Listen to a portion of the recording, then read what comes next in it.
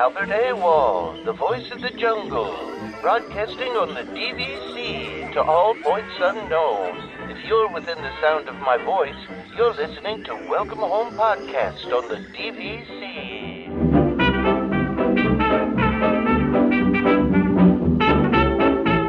Hello and welcome home. Thank you for joining us on episode 175 of Welcome Home, a Disney Parks and Vacation Club podcast. I'm Tom. I'm here with Trevor. Damon will be back in a moment. He was just with us and had someone come to his door, so he's got to come back in a minute.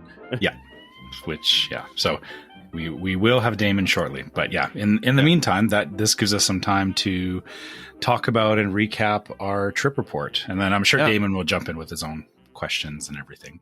Yeah, we just got back, we got back last week, obviously, right? And I know, I do wonder how many people listen to my 1 minute, we don't have a show episode. I mean, listen, we were just trying to make sure that everybody knew that we were gone for a week. So, yeah.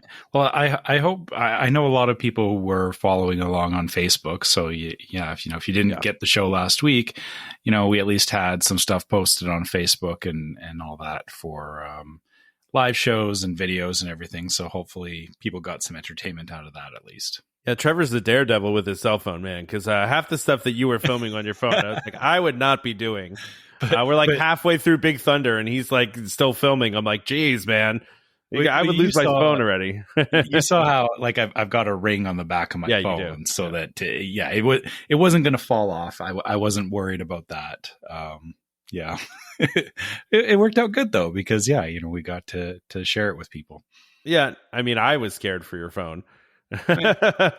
No, you weren't. I need a new phone anyway. Yeah, there you go.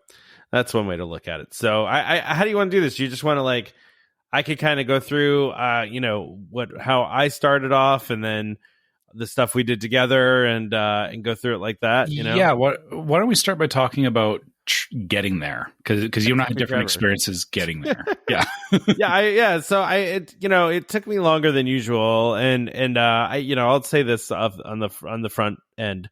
It's been a while since I've driven the 95 Route 4 way, and people that drive from the East Coast will understand what I'm talking about, but it's been a while since I've driven that way. Maybe 4 years now, because the past two trips, maybe it was 3 years, right? The past two trips, we drove to my parents' house, so we drove a whole different way through the middle of the state, right? We didn't take that way, and so there's a couple of things I-4 has been under construction forever, right? And a lot of it was done. I was shocked by this, but then also the so-called I-4 eyesore, which is a building that's been under construction forever, was done, and that was crazy to me too. I was like, whoa, it's actually finished. This is crazy.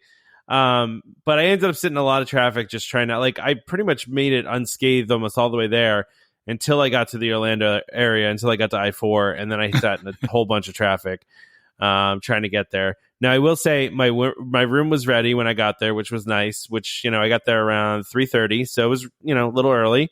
I was staying in Animal Kingdom Kidani. And I'll say that my room request was to be close to the elevators, which was granted. I was about 3 rooms from the elevator, which is great, especially in Animal Kingdom, because those hallways are very long.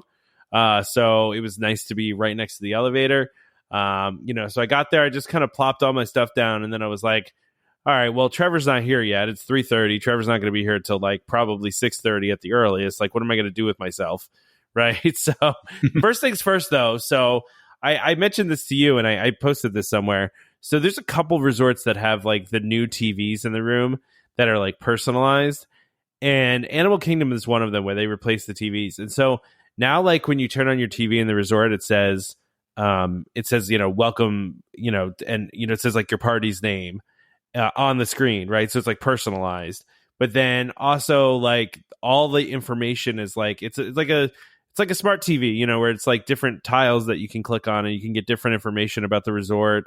You get park hours, just from a click. And now when you want to watch TV, it's an interactive guide instead of just watching the old TV, TV guide scrolling channel. It's not that anymore. Now it's you go through a list like you would on a modern cable box, right? So on demand. Yeah, exactly. Exactly. And then they also though they have a section where you can cast your device too. So if you want to watch like Disney Plus or Netflix or whatever, so now you don't have to bring like a Fire Stick with you anymore, or a Chromecast or whatever. You don't have to do that anymore. With these enhanced rooms, not everybody has them, right? So it's just some of these rooms. So my room did not have that, as we found out. Yeah, and I mean, I know that the new refurbs that they're putting them in. It's only a couple of resorts. Like I know Grand Destino has it, but like a couple of the new places that they built, I think Riviera does too. They're putting them in. I think they're just slowly, once it's time to replace the TVs, they're going and doing that. But I will say it was really nice. I mean, like I said this to Trevor. I was like, it was kind of magical. It was like extra magical, because it was personalized, and it was, it had my name on the screen, and it always had my name on the screen, and it had the weather, it had all that stuff that it normally has. But yeah, so I thought that was cool. But then I was like, what am I going to do with myself? So I was like, all right, I had made a reservation for Magic Kingdom because Trevor's staying at Poly, right? So I'm like, all right, I'll go to Magic Kingdom and wander around Magic Kingdom for a little while. And then when Trevor gets there, I'll go meet up with Trevor, right? So that's the plan, right? Yeah. So first of all, again, though, Disney's really, I don't know if I just got lucky this trip or Disney's just got it together. And I know they've been trying to get the buses better, but like, I can't tell you how great the buses were this trip. Like, they were excellent. The buses were so good, rarely waited for a bus. And, really just, it was great. And one of the things, I was talking to you about this, that I feel like has gotten better is, the ability, you could check on your phone and see when the buses are coming. I found this time around that it was much more accurate than I've ever seen it before, because in the past it would be like, it would, the time would build up, or like time would just disappear and just a new time would come up. You know what I mean? Like that wasn't the case. I was in my room and it said, bus will be here at 4:30 or whatever it was. And it was there right at 4:30. It was dead on, What were you going to say? No, I was going to agree. And I was going to say, I think the longest that we waited was actually going from Riviera to Disney Springs. Yeah. Because I think we waited about 20 minutes for that bus. But to your point, it was, the board was actually updated and accurate, and it wasn't like sliding back on time. Exactly. Yeah. So then I made my way over to Magic Kingdom, and I, popped into Magic Kingdom and decided to wander around for a little bit, just wandering around, doing some shopping, trying to get some shopping out of the way, get some gifts for my wife and my daughter while I was there. So I did that. And then I was like, I'm hungry, and I'm like, I really want to eat something, but I don't know what. And I think it was Dan. Dan said something like, you should just go get a ice cream sundae. And I was like, you know what? That sounds like a good idea. And, I'm always tempted by the smells as I'm walking by, right? So I go, and it's a fairly short line, and I make the mistake of getting a brownie sundae with cookies and cream ice cream, right? So let's just recap that you haven't actually had anything else like that's meal-wise. That's an important thing to note here, because after I ate that, and by the way, I did not eat the whole thing. I ate most of it, but I felt extraordinarily ill. So what did I decide to do after I ate all that? I decided to go on the People Mover, which was fine because, it's the People Mover. It's not going to do anything to me. But that's really all I did was People Mover, ice cream sundae, and then did some shopping. And then Trevor, said that he was there. So I hopped on the monorail, hopped on the resort loop, and got myself over to Trevor. And Trevor, you want to talk about how you, your trip there? Yeah. Now, from my side, I think for anyone that was following along knew that the biggest stress point for me was I had to get a COVID test done before I could even get on the plane, which I did that Thursday night and it came back negative. So Friday morning went to the airport, and it was pretty much the same as I remembered from years ago, which, is a good thing. Like the getting through airport security didn't really change all that much. The biggest difference was, at least in Canadian airports, they still mandate wearing a mask, which even if they didn't, I still would have been wearing a mask anyway.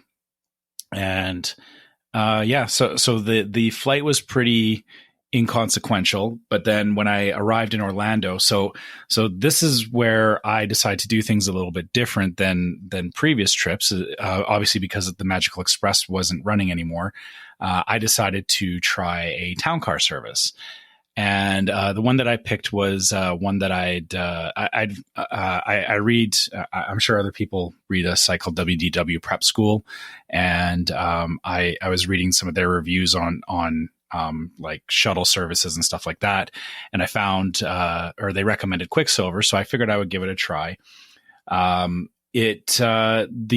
total price was, so for a round trip, it was about $200, which sounds like a lot, or it was a lot because of the fact, yeah, because it was just me, it was a lot. Yeah. But I did this, because of the fact that I haven't traveled in a couple of years, I had the money to do so, and I also wanted to test it for the sake of the podcast and for the sake of if me and my family decide to use something like this in the future. I got a text the day before it was an automated text from the service saying, here's the name of your driver and here's his number. And so I added that into my phone. And as I was landing in Orlando, he was actually texting me already saying, hey, I'm just here getting through security. I'll be there in a couple of minutes. And I was like, no problem. I got to get my luggage anyway. And he was like, okay, I'll meet you at the luggage carousel. So I got down to the luggage carousel, and there was a gentleman standing there with the the nameplate. Like, you got the sign and everything. Yeah, I've always wanted to do that, man. Yeah, I've always wanted to do that. Yeah, so I went up and hi, yeah, I'm Trevor, and so I waited, or I told him I'm just waiting for my luggage. Got my luggage, and he took me downstairs to I guess there's a special area where those town cars and shuttles and stuff are allowed to pick up. So he actually had to go get his car and then come around and pick me up. But, he popped into this shuttle pickup area, got in the car, and I was off to the Polynesian relatively quick.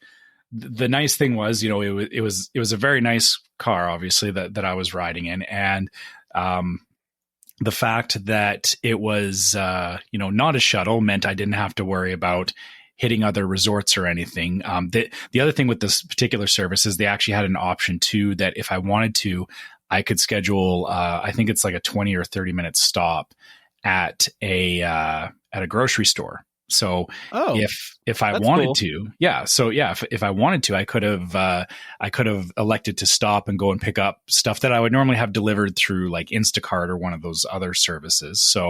So it's nice to have those options. And so nothing extra that's just like built in as part of the price. Yeah. So they had it, or actually I didn't double check if there was an extra cost on top, but I think if you go beyond the 20 minutes, then they start charging extra because you're holding somebody up. Right. So yeah, that makes sense.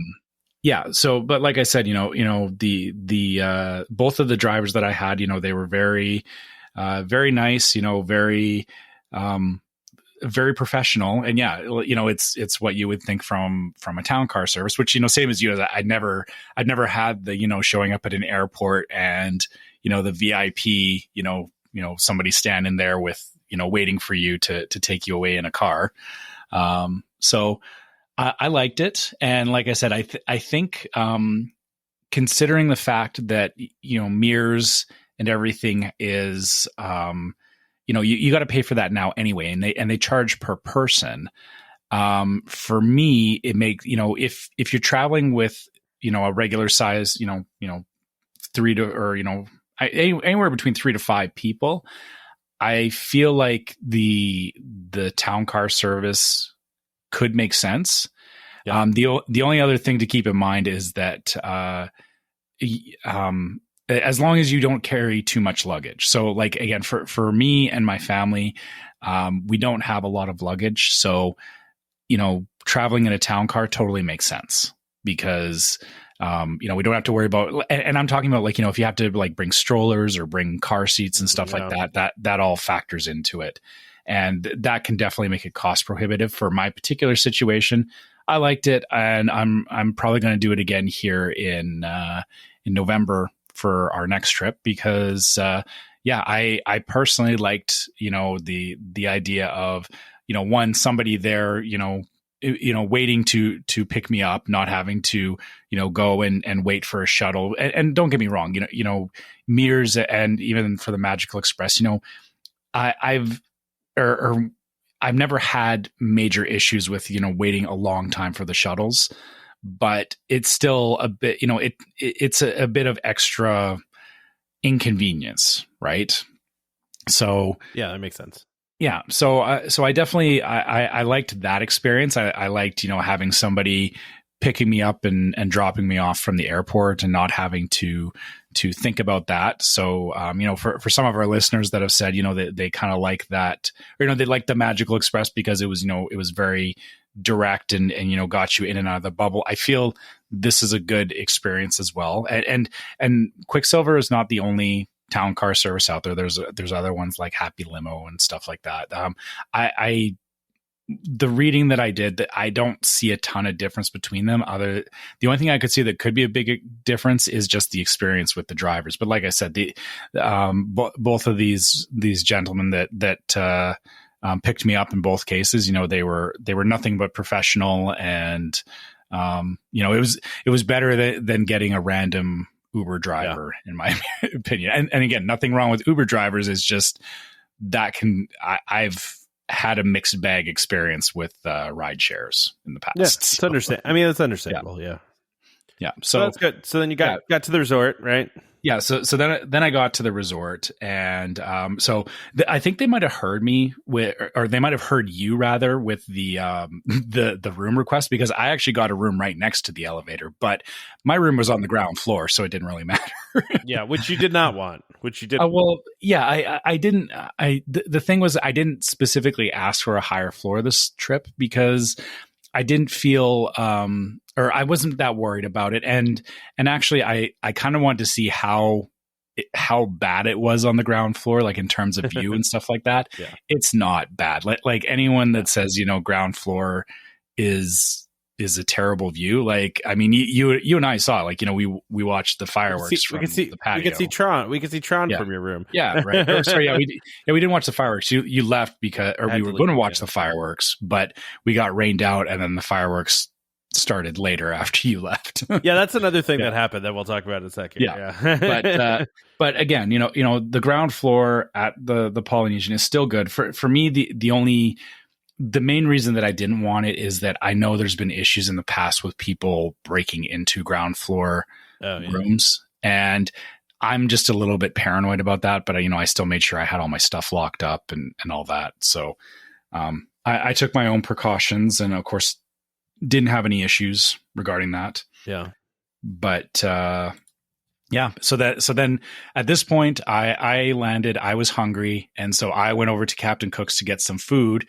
And that was about the time that you arrived to find me at Captain Cook's, waiting for my mobile order. Yeah. And I think the two of us were awkward for about 30 seconds. I mean, I'm an awkward human being in general. So like, yeah, I mean, I think there's always that. And there's also just an awkwardness in general, like now, like during these times, right? Because I'm like, I'm the kind of person, like, I'll give you a hug anytime. Like, I hug all my friends and my family. Like, I'm a hugger, right? So, which, like, so I don't care. I'll give somebody a hug, but not everybody wants to get hugged these days, So it's, you never want to get hugged ever. Just see, Damon never wants put that in your Rolodex. Yeah. You don't want to hug Damon? No, never. No. I'm Maybe good. If you got more hugs, you'd be less ornery. You have to be blood related for hugs. That's my stipulation. Yeah, fair enough. That's fair enough. So Damon's back. So it took me a minute. That's okay. No worries. I'm back for like 20 minutes or so. Okay. Cool. Okay. So anyway, let's go through. So yeah, obviously, we got there okay. Next morning, we decide to meet at EPCOT to do rope drop and go on Ratatouille, which was fantastic. Like I'd never done a trackless ride before, and I know you had done it, Tom. But I really enjoyed that. I thought that was it was a great experience, even though I know it's not the best trackless car or trackless ride system out there. Because Ratatouille has been around for a long time. But then I think I'm trying to think when. Well, I was going to say we waited like 20 minutes at the most, I'd say, right? So we kind of followed the horde in, like, I think Trevor and I both got there like right at 8 o'clock, basically, which 8 o'clock was early opening time, right? So for resort guests. So we went straight back and rode that in 20 minutes. Then we went out. We had some breakfast arepas at the one of the breakfast places, which was really good. Yeah, those were really good. Trevor had a chorizo. Yeah, go ahead. What were you gonna say? I'll go back for that again. Like, that was a good breakfast. Yeah, there's not a lot open for breakfast in the World Showcase. At that time, so it's to be able to go get those, that they were very good and they were refreshing, and we were hungry. So, and I think Trevor also got some kind of fun juice too. I forget what it was. It was called a tropical serenade or something like that. And it was like grapefruit and passion fruit, and there's something else in there. But I could really taste the grapefruit because I think I commented that it was more tart than I had. Yeah. Like I was like, whoa, okay, I'm awake. But grapefruit will do that. it was good, and I think that was the start of our flower and garden booths, and then we spent the rest of the morning just rapid fire hitting rides because surprisingly it wasn't that busy in Epcot. Yeah, not that early in the morning. I think part of it was because we started at 8 o'clock, right? Like, but we like immediately after we got breakfast, we went right over to, what did we do next? We did Soarin', right? Yeah. Yeah. But the thing was that Soarin', we didn't get on Soarin' until after 9, which was after the park properly opened, and it was still only 20 minutes. And no, I think it was 10. Once we got 10 when we got on and 10 when we got off. Yeah. And it wasn't even that. Like we pretty much walked on to Soarin', which is crazy to think about. We did, and we got middle the middle too, right? It was B1 we got, so that was nice. What were we gonna say? And then we did Living with the Land, which was like we kind of just stayed on that one side of Epcot. Did Living with the Land, did Figment after that. And then they dreamed about how they should redo Figment as a trackless ride. Yeah. Oh, yeah, that's right. We had that whole conversation about, because we'd done Ratatouille, and I was like, this would be really cool as a trackless ride system, because it, like, Figment in and of itself is a very chaotic ride, or Figment is chaotic, and that kind of having the cars go in different directions and everything would be pretty amazing. Lends itself to that for sure. Yeah.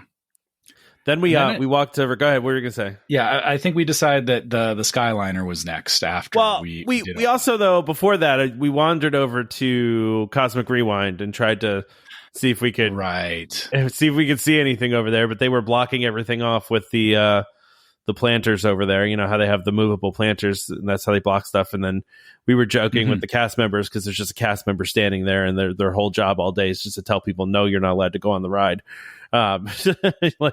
Which it's got to be not the most fun job. And we also wandered around the Creation Shop, and did we? I think we did that morning. Did we do that? Did we do that later after the meetup? No, we walked through there first, and then and then we went. Then we because we as we were heading over that way, we actually hit up Club Cool before we went to the Guardian stuff. And I did some Beverly, and then I tried that Chinese drink that you were saying was awful. And I mean, it wasn't something that I could drink a lot of, but I get where some people say it tastes like barbecue sauce. Yeah. The winner though was Country Club, right? I mean, that's or the cucumber Sprite. The cucumber Sprite is good too. Yeah. Yeah, that was it was nice having some different flavors in there from the old ones. Yeah. And I hope that it's something that they rotate them out a little more frequently in the future. But yeah, that'd be nice. Yeah.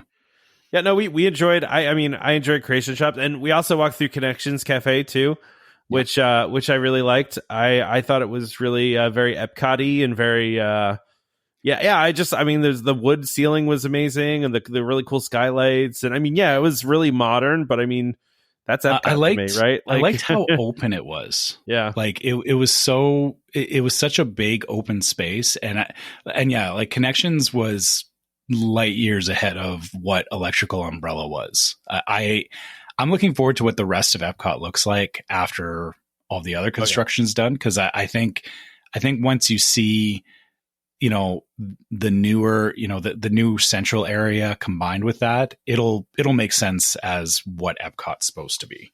Yeah. Yeah, exactly.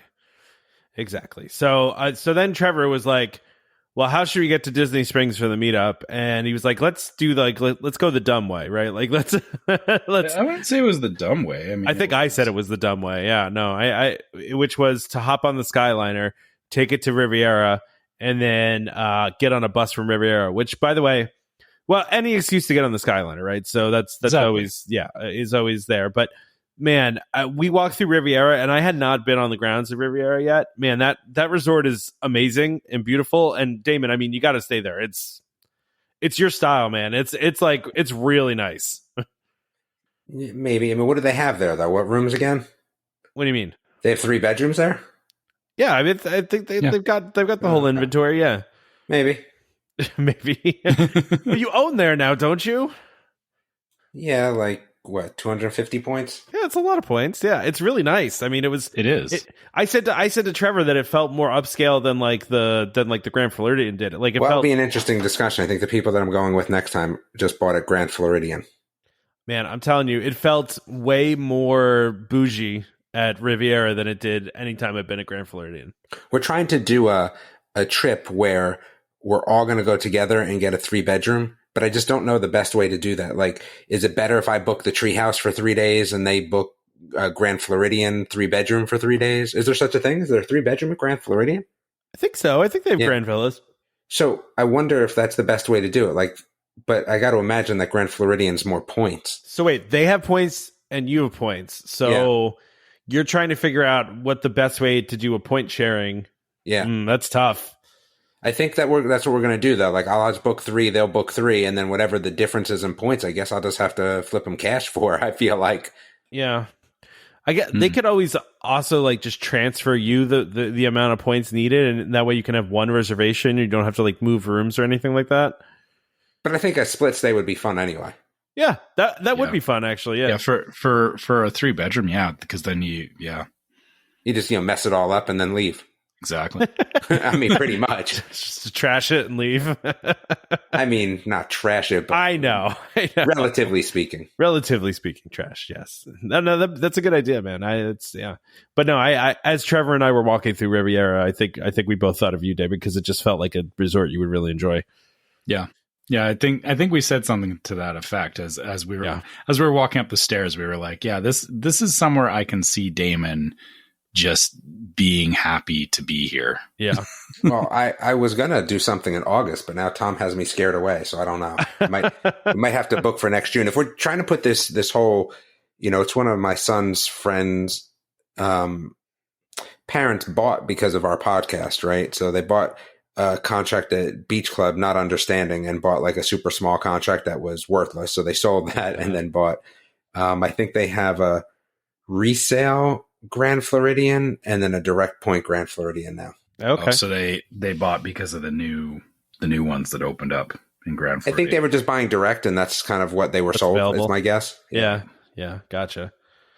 Okay. Well, yeah, it was really nice, David. I mean, it felt very, very upscale and very, we didn't see the rooms, obviously. We just saw the grounds, but the grounds were immaculate.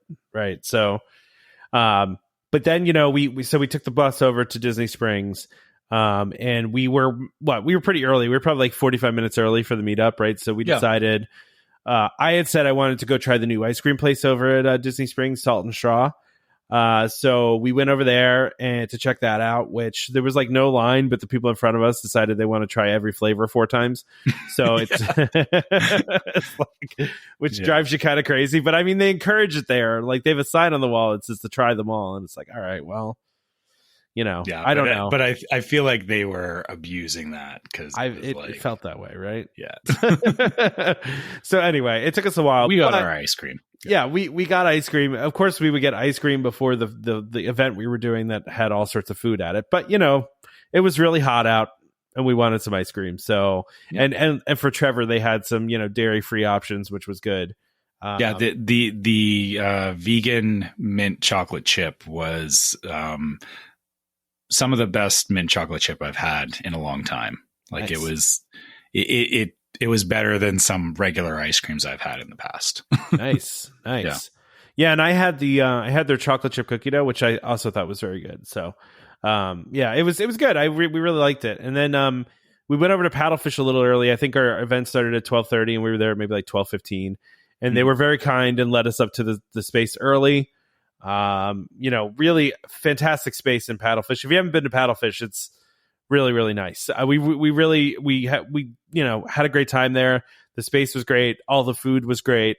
We did post a picture and we had a great time talking to all the listeners and just hanging out, and everybody got along really well, which was nice. Right. So for everyone that was there, hopefully, I'm sure some of you are listening, and it was fantastic to talk to all of you, and just, I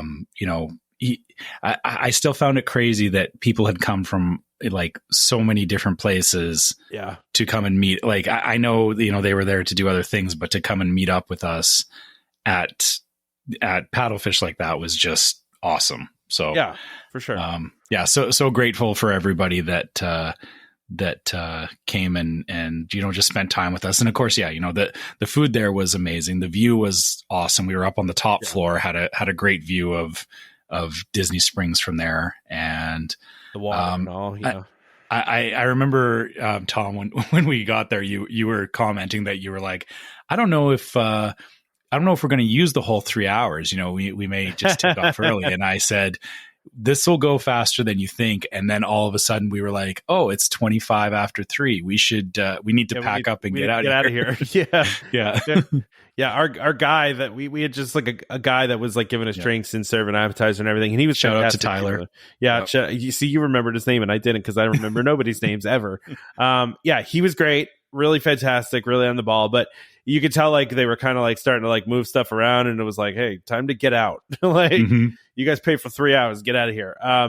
But I was very happy with the turnout we had. We had a couple people that unfortunately couldn't make it last minute, which is totally understandable. And then we had a great time with the people that came. Lots of cool questions. Everybody was trying to get more information about you, Damon, but we kept you quiet. So it's not even taking. I mean, I guess that's good.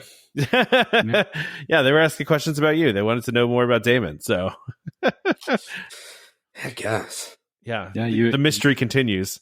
Yeah, they were they were interested in us, but you're definitely the man of mystery. So I will say though that, listen, while I would have loved to have gone, it was very nice going to my son's last tournament pretty much ever for youth soccer. Like it was tough. We just finished up today.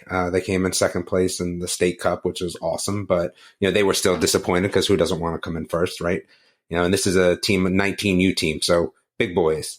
But this is my oldest. It definitely goes quicker than you think. So it was a nice time. But again, I don't think I would have passed up, unfortunately, going to Disney even for that. Yeah, no, we get it. Yeah, and totally get it. Yeah, but, and it's tough because you come back to some of these reviews, and again, people are still on this, like me not doing stuff in reviews. It's so disheartening at this point because we get a few 5 reviews, and then someone comes in with like a 2.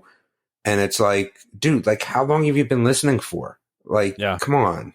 Like, I don't know. It's disheartening at this point. I'm not even like mad anymore. It's just like, dude, for real? Yeah. Like, come on. Damon's a busy guy, and we all know that. Yeah. I mean, I feel like, a lot of people have younger kids. They just don't get it yet. Like, yeah, but I mean, I have a younger kid and I get it. Like I get, I mean, you posted in the Facebook group what your schedule was yesterday. I also think you guys, impossible. You guys both know exactly what I'm doing. Like you see what I'm doing most of the time. Yeah. So you have a better understanding. But people just don't get it. Like your kids in sports, like when that time starts to come closer to an end, like you're not missing anything. You're just not. Yeah. And I mean, and that's been a while for me. Again, with 3 different kids, it's.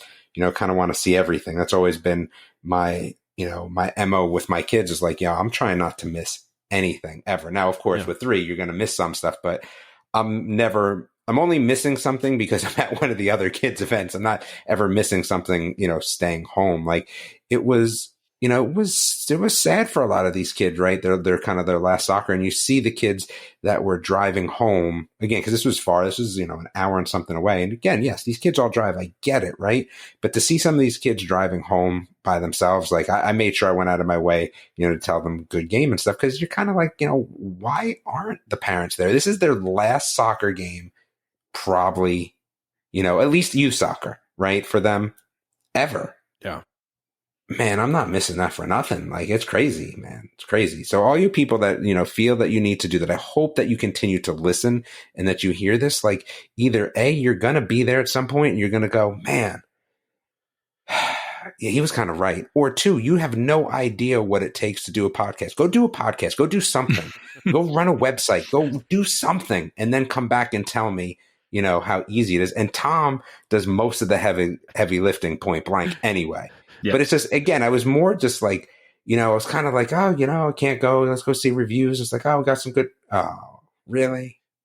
It's quite always bums me out. It always bums me out. Yeah, they're terrible. You're terrible people that do that. Don't listen anymore. I don't want you to listen. Don't listen. Don't review. Don't ever come back. Like, really. Yeah. Oh, man. Yeah. Wow. I appreciate you saying that, actually, David, because because it bums me out too, right? And like, I guess people just don't get it. It does. At first, like, I was just kind of like about it and like, whatever, right? Like, but now it's just like, dude, it's been like, what, how many years? I like, know.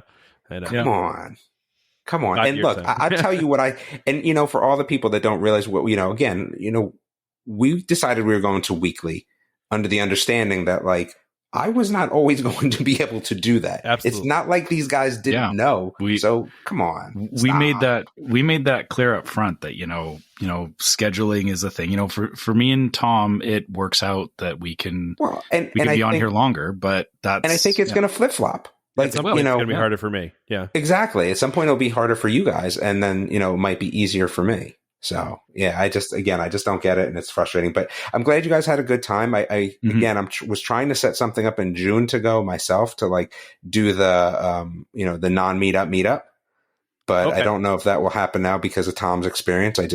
He's got me in my head now. Like, you're saying this, and like now I feel like I have to talk about it. I mean, it's not very hard to figure out what we're talking about. Tom came home sick. Yeah, I came home with COVID. End of story. Yeah. Okay, but that's true. Yes, I did not get it. Yes, yeah. So we were together. Also be super immune, though. We don't know. Oh, okay. Yeah, we don't. The Canadian super immunity. Yeah. Here's the thing. Exactly. I don't know if I got it at Disney or if I got it before I went to Disney. Right? Like it's possible I got it, but I was in my office on Thursday. Totally possible I got it on Thursday, and then didn't show symptoms until Sunday night. Like, that's a complete possibility. Of course. Yeah, so not really sure if it happened at Disney or not. All I know is I came back with COVID. Yes. Yeah, yeah. And the thing is that regardless of where you got it, I'm kind of like, I get it. Yeah. I mean, but like I said in the chat, I shouldn't have bet you that $20 to lick the bar on Haunted Mansion.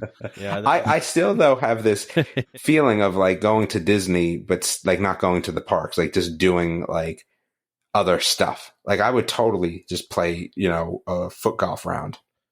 I could see you doing that at like Riviera, man. Like, I could see you just hanging at Riviera, like, because there was so many people just doing stuff around there, around the grounds in Riviera. Yeah. Like, I think you would enjoy it. Didn't we see Bocce? Did we see Bocce? Am I making that up? Yeah. We saw Bocce. Yeah, man, I don't know how they pull that off with like a resort that's so much larger than Hilton Head or Vero. I don't know. It's a good question. Schmiro, whatever that place is called, that I'll never go again. Schmiro Beach. That's what you're calling it. There's so many people that love Vero, and they're so mad at you now. That's the next bad review. Damon's a Vero Beach hater. But again, like, aren't I allowed to be? Yeah. Mm-hmm. I mean, yeah, you're allowed to have your opinion on it, right? I am, right? Like, yeah. Well, see, here's the thing about Vero. I think Vero is the kind of place for people that just want to go sit on the beach and do nothing, and that's not how you do vacations. I would have thought it would have been, because that's what I wanted to do, but it's not. It's. I mean, we just not a place to do nothing. I mean, you said there's nothing. No, to because do there, right? there's not. Well, there's no food, right? Which is again makes it a tough place to do nothing. Because if I'm doing nothing, I at least want to eat good, right? Yeah, that's fair. The other point of it is that it's too hard to do the stuff that's there. Not too hard, but it's a pain, man. I'm shouldn't have to rent beanbags. Just stop. Just shouldn't have to rent beanbags, man. That's the thing that's going down. That's the like thing I'm going down. I'm dying on that hill of beanbags for Vero versus Hilton. That I really truly am. That's fair. Well, that's fair. So, should we continue talking about the meetup? Let's talk about the meetup. We finished up the meetup, and then a couple of listeners came with us back to EPCOT for the evening, and so this was the point where we started hitting up the food booths. Yeah. So like we ended up in Germany, and I had the tacos Vampiro from the Mexican booth, and it was. Yeah. By the way, we should mention we took the same way back that we took there, which was we took of course, a bus from Disney Springs to Riviera and then hopped on the Skyliner. Riviera. I don't know why you're making it sound like that was the hard way, because I think that was actually the most efficient way to get back to what we wanted to do. We could have taken a bus directly from Disney Springs to EPCOT. But then that would have put us on the other side of EPCOT, and the Skyliner put us right into the middle of the World Showcase, which is where we wanted to be.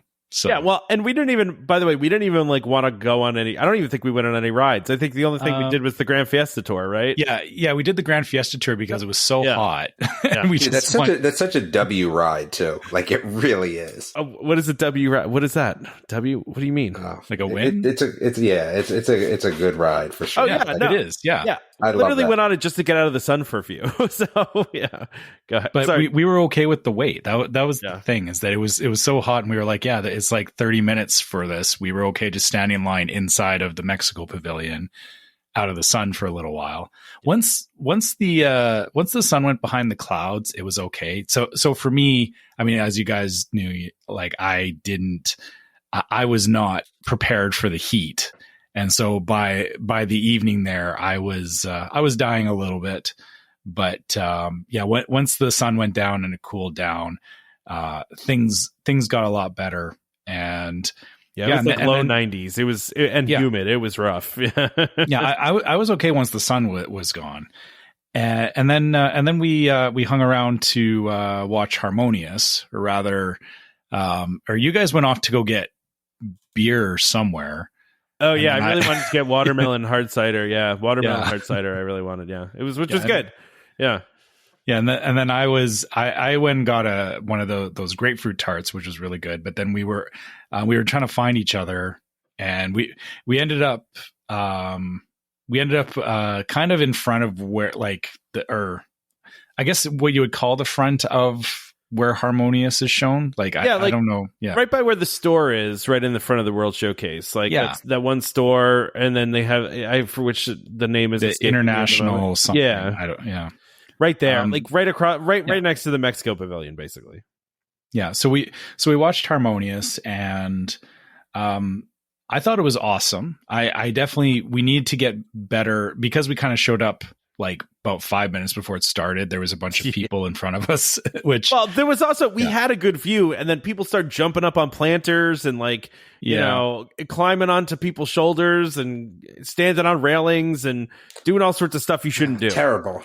Yeah. Seriously, it was really bad behavior. The people in the planters I was just like, what are you doing? But once we got over that, I was just taking in the show, and I think you saw that, is that I was kind of just lost in the moment there for a little bit. Yeah. And that was actually the moment where I realized I was missing my wife and son. Yeah, for sure.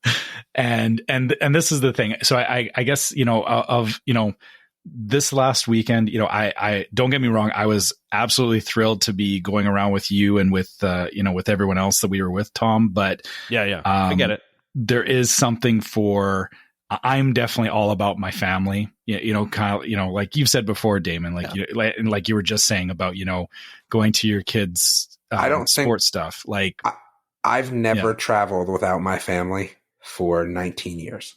Yeah. And I was the same way. It was weird. Yeah. Yeah. It was weird. But I'm glad I did it. And, just for the sake of having this experience. But all I could think about was, I can't wait to bring my wife and my kid back and show them this. I just really wanted to share it with them. And that for me is kind of, that also reinforced why sorry, I'm going to rant a little bit about people going on about the magic is gone. The magic is not gone, people. Don't tell me that the magic is gone.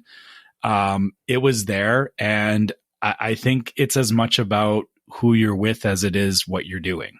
Yeah. And I want to go back. Like I want to go back and I want to see more. I want to do more of what we were doing this last weekend. And it just reminded me of how much I've been missing Disney for the last couple of years. Well, you also got to watch my new favorite thing too, the Beacons of Magic as well. We stood in the front of the park and watched that as well.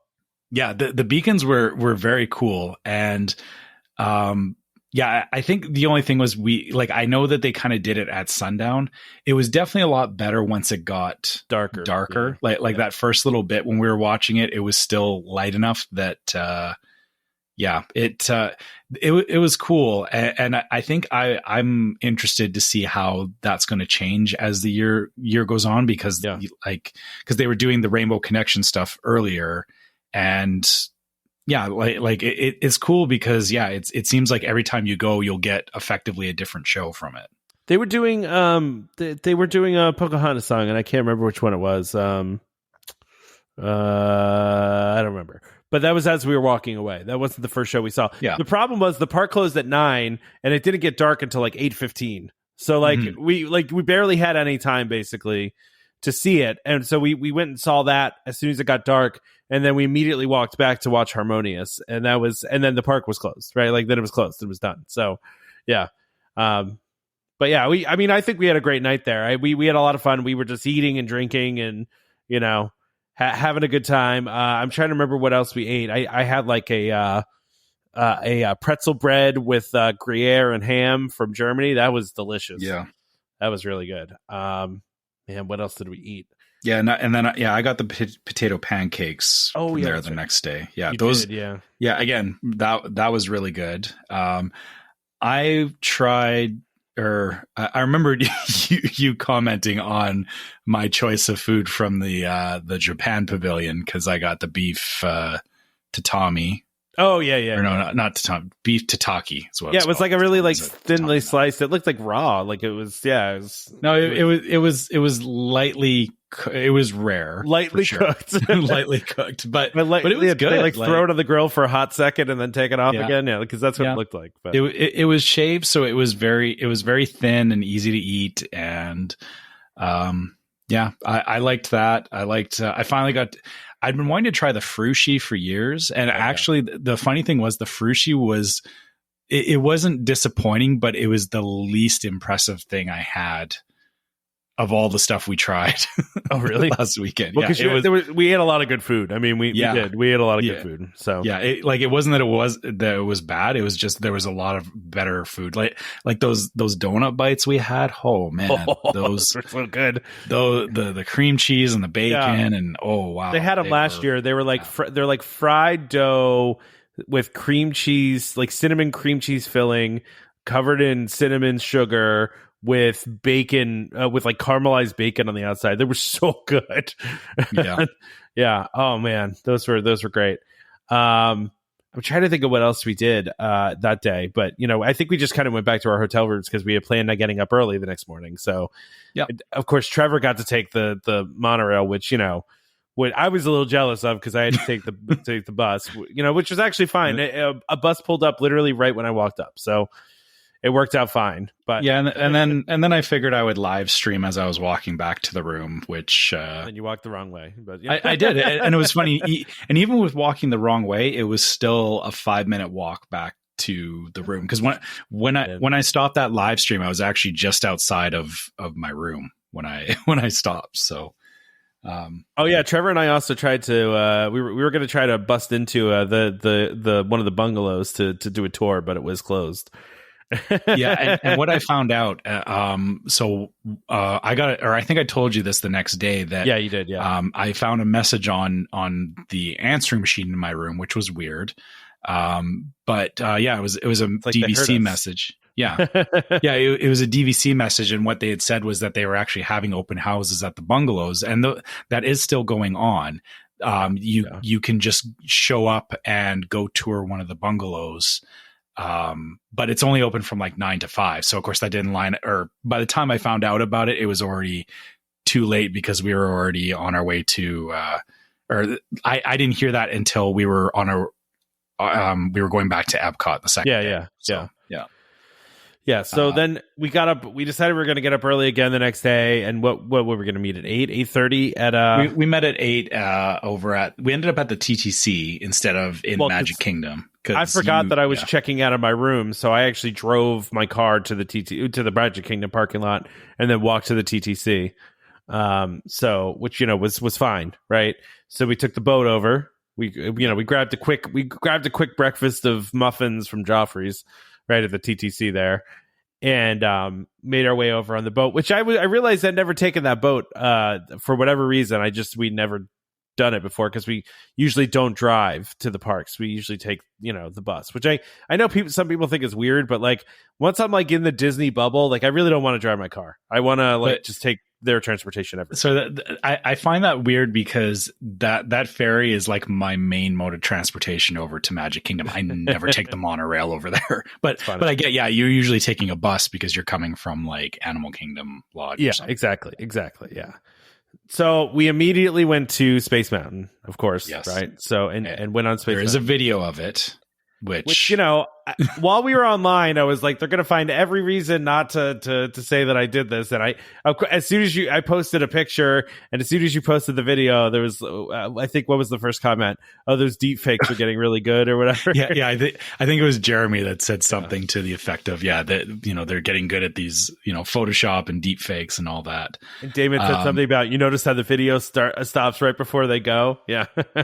We waited until we got down the tunnel and then we got off and left. So. It was that's what happened. Yeah, we just had them stop it for us, and but actually we did have one of our listeners meet up. Carrie was with us, and so she was in the back of the car with riding with me and Tom, and Carrie, if you're listening, we had a great time with you as well. Just thank you for coming around with us on all the rides and everything. We did all the stuff that I had been missing. So we did Haunted Mansion, we did Pirates, and then People Mover, and we did People Mover, Carousel of Progress. And Big Thunder, which you said earlier, I figured I would be adventurous and have my phone out on Big Thunder, which, I wasn't worried about it. It wasn't going to fall out of my hand or anything. It was just funny because I didn't realize you were filming, right? Like, so we're just going, and then I look over and you have your phone in there. I'm like, oh, okay. Well, and I look like an idiot too, because I have just one hand in the air instead of both my hands, because I was holding on to my backpack just to make sure my backpack didn't go anywhere. So I'm just like have one hand up in the air looking stupid. But yeah, we did Pirates, and then our group had expanded by the time we got to Big Thunder. And by the way, like everything we did at Magic Kingdom in the morning, we just walked on, right? Like that was pretty much all walk on. I think we waited like maybe a little bit for People Mover, like 10 minutes maybe. And then Pirates, we waited like 15 at the most, I would say. And then Big Thunder, we barely stopped in that queue. I think we kind of kept moving, right? So it was weird, actually, now that I think about it, because we were talking in the queue, and I figured it was going to take us a lot longer, and then all of a sudden we were at the front. Yeah, and it was the same with Haunted Mansion too. It's the same thing. Like Haunted Mansion, like looked like it had a long line, but it was because they had the whole interactive queue area was shut off, so they were like just feeding everybody right into the big doors there. And so the line looked longer than it was, and we really just kind of filtered right into there, which, by the way, I looked at my PhotoPass picture. I purposely made a stupid face, and it was one of my favorite stupid faces I made. And we should also talk about the Spaceship Earth stupid face we made, because I don't know if everybody even saw that, but it was really excellent. Yeah, I posted that video in the group. So it wasn't on the main, I'd done the live stream video when we first went on Spaceship Earth, but then, anybody, if you're not in the Welcome Home Disney waitlist, go in there and have a look at the Spaceship Earth post that I did. You'll be able to see our video of the future at the end, which was quite funny. Which, yeah, so Trevor and I both independently, we did not even say a word to each other about this. We both decided to make stupid faces for the camera.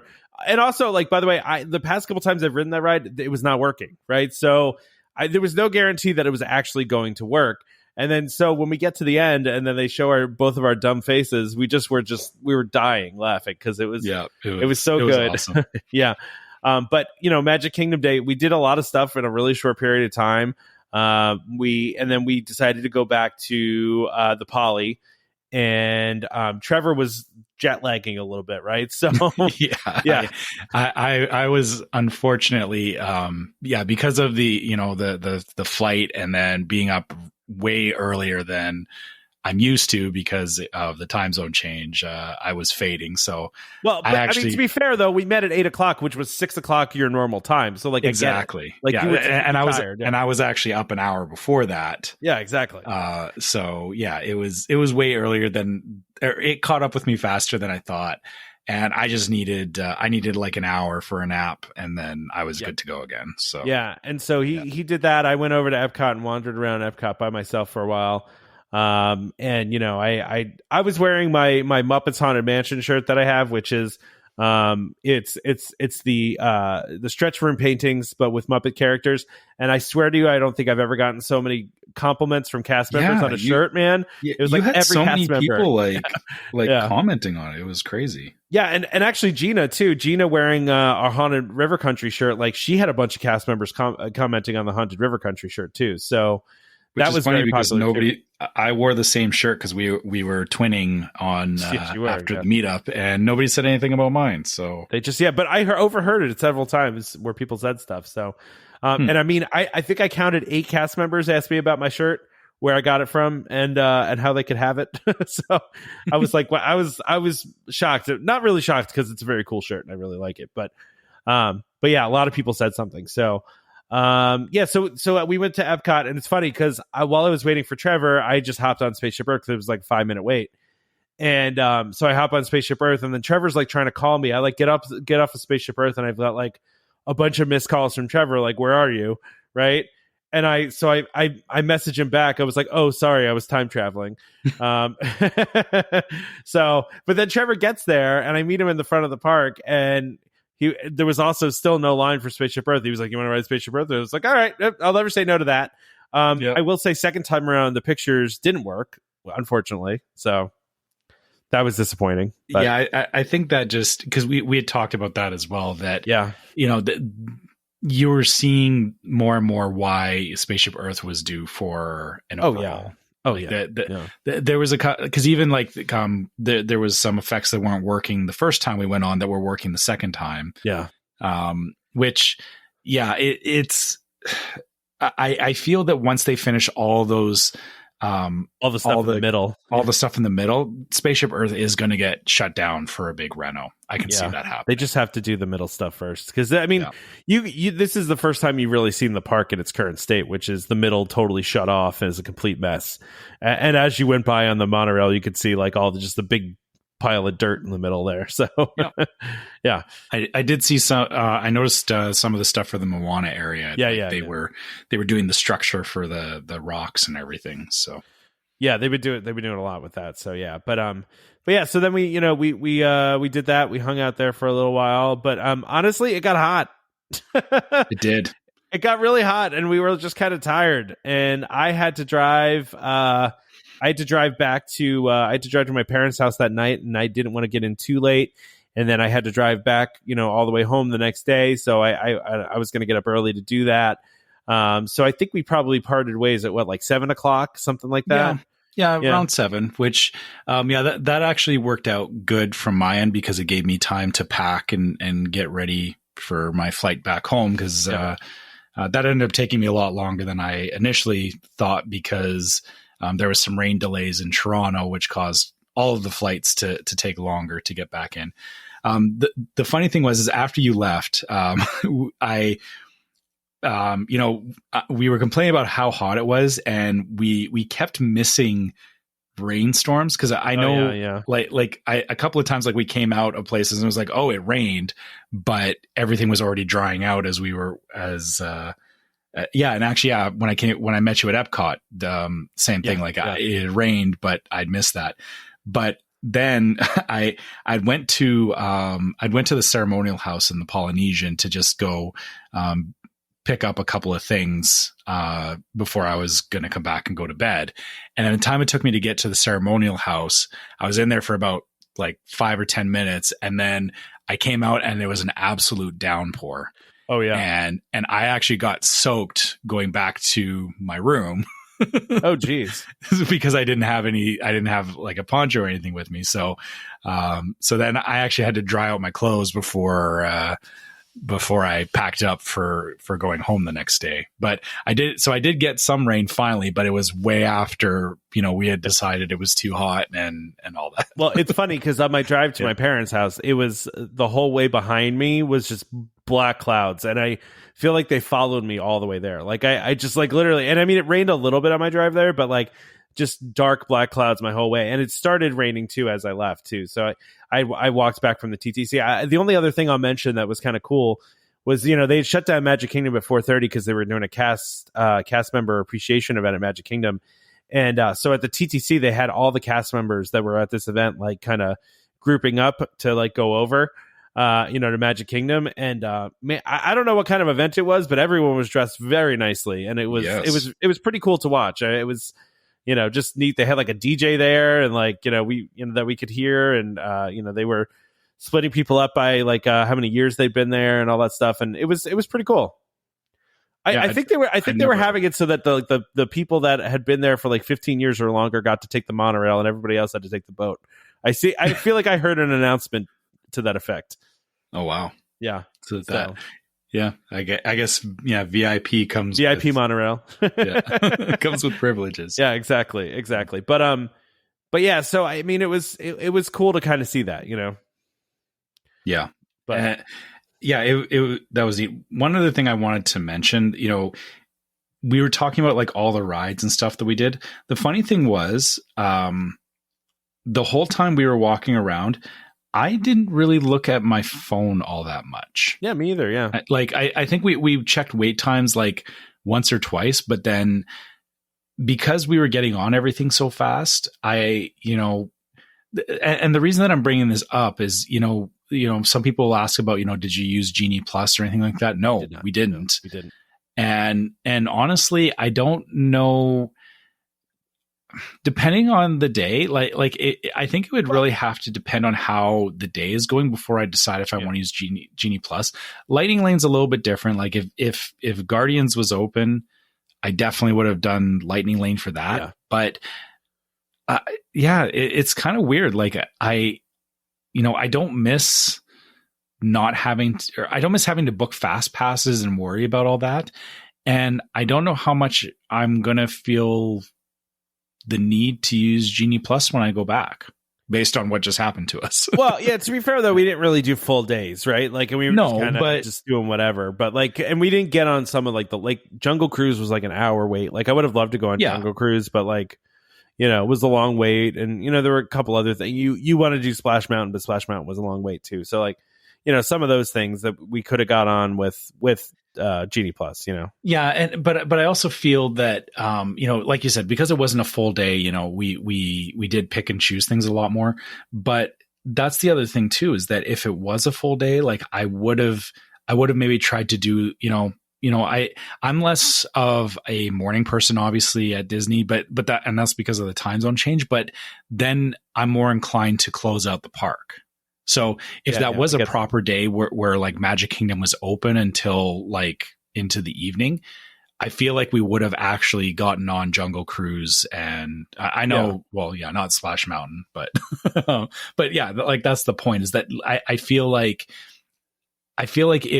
things are a little bit more balanced now in terms of not having to like, book stuff just to get on the rides that you want. Right. Yeah, I would agree with that.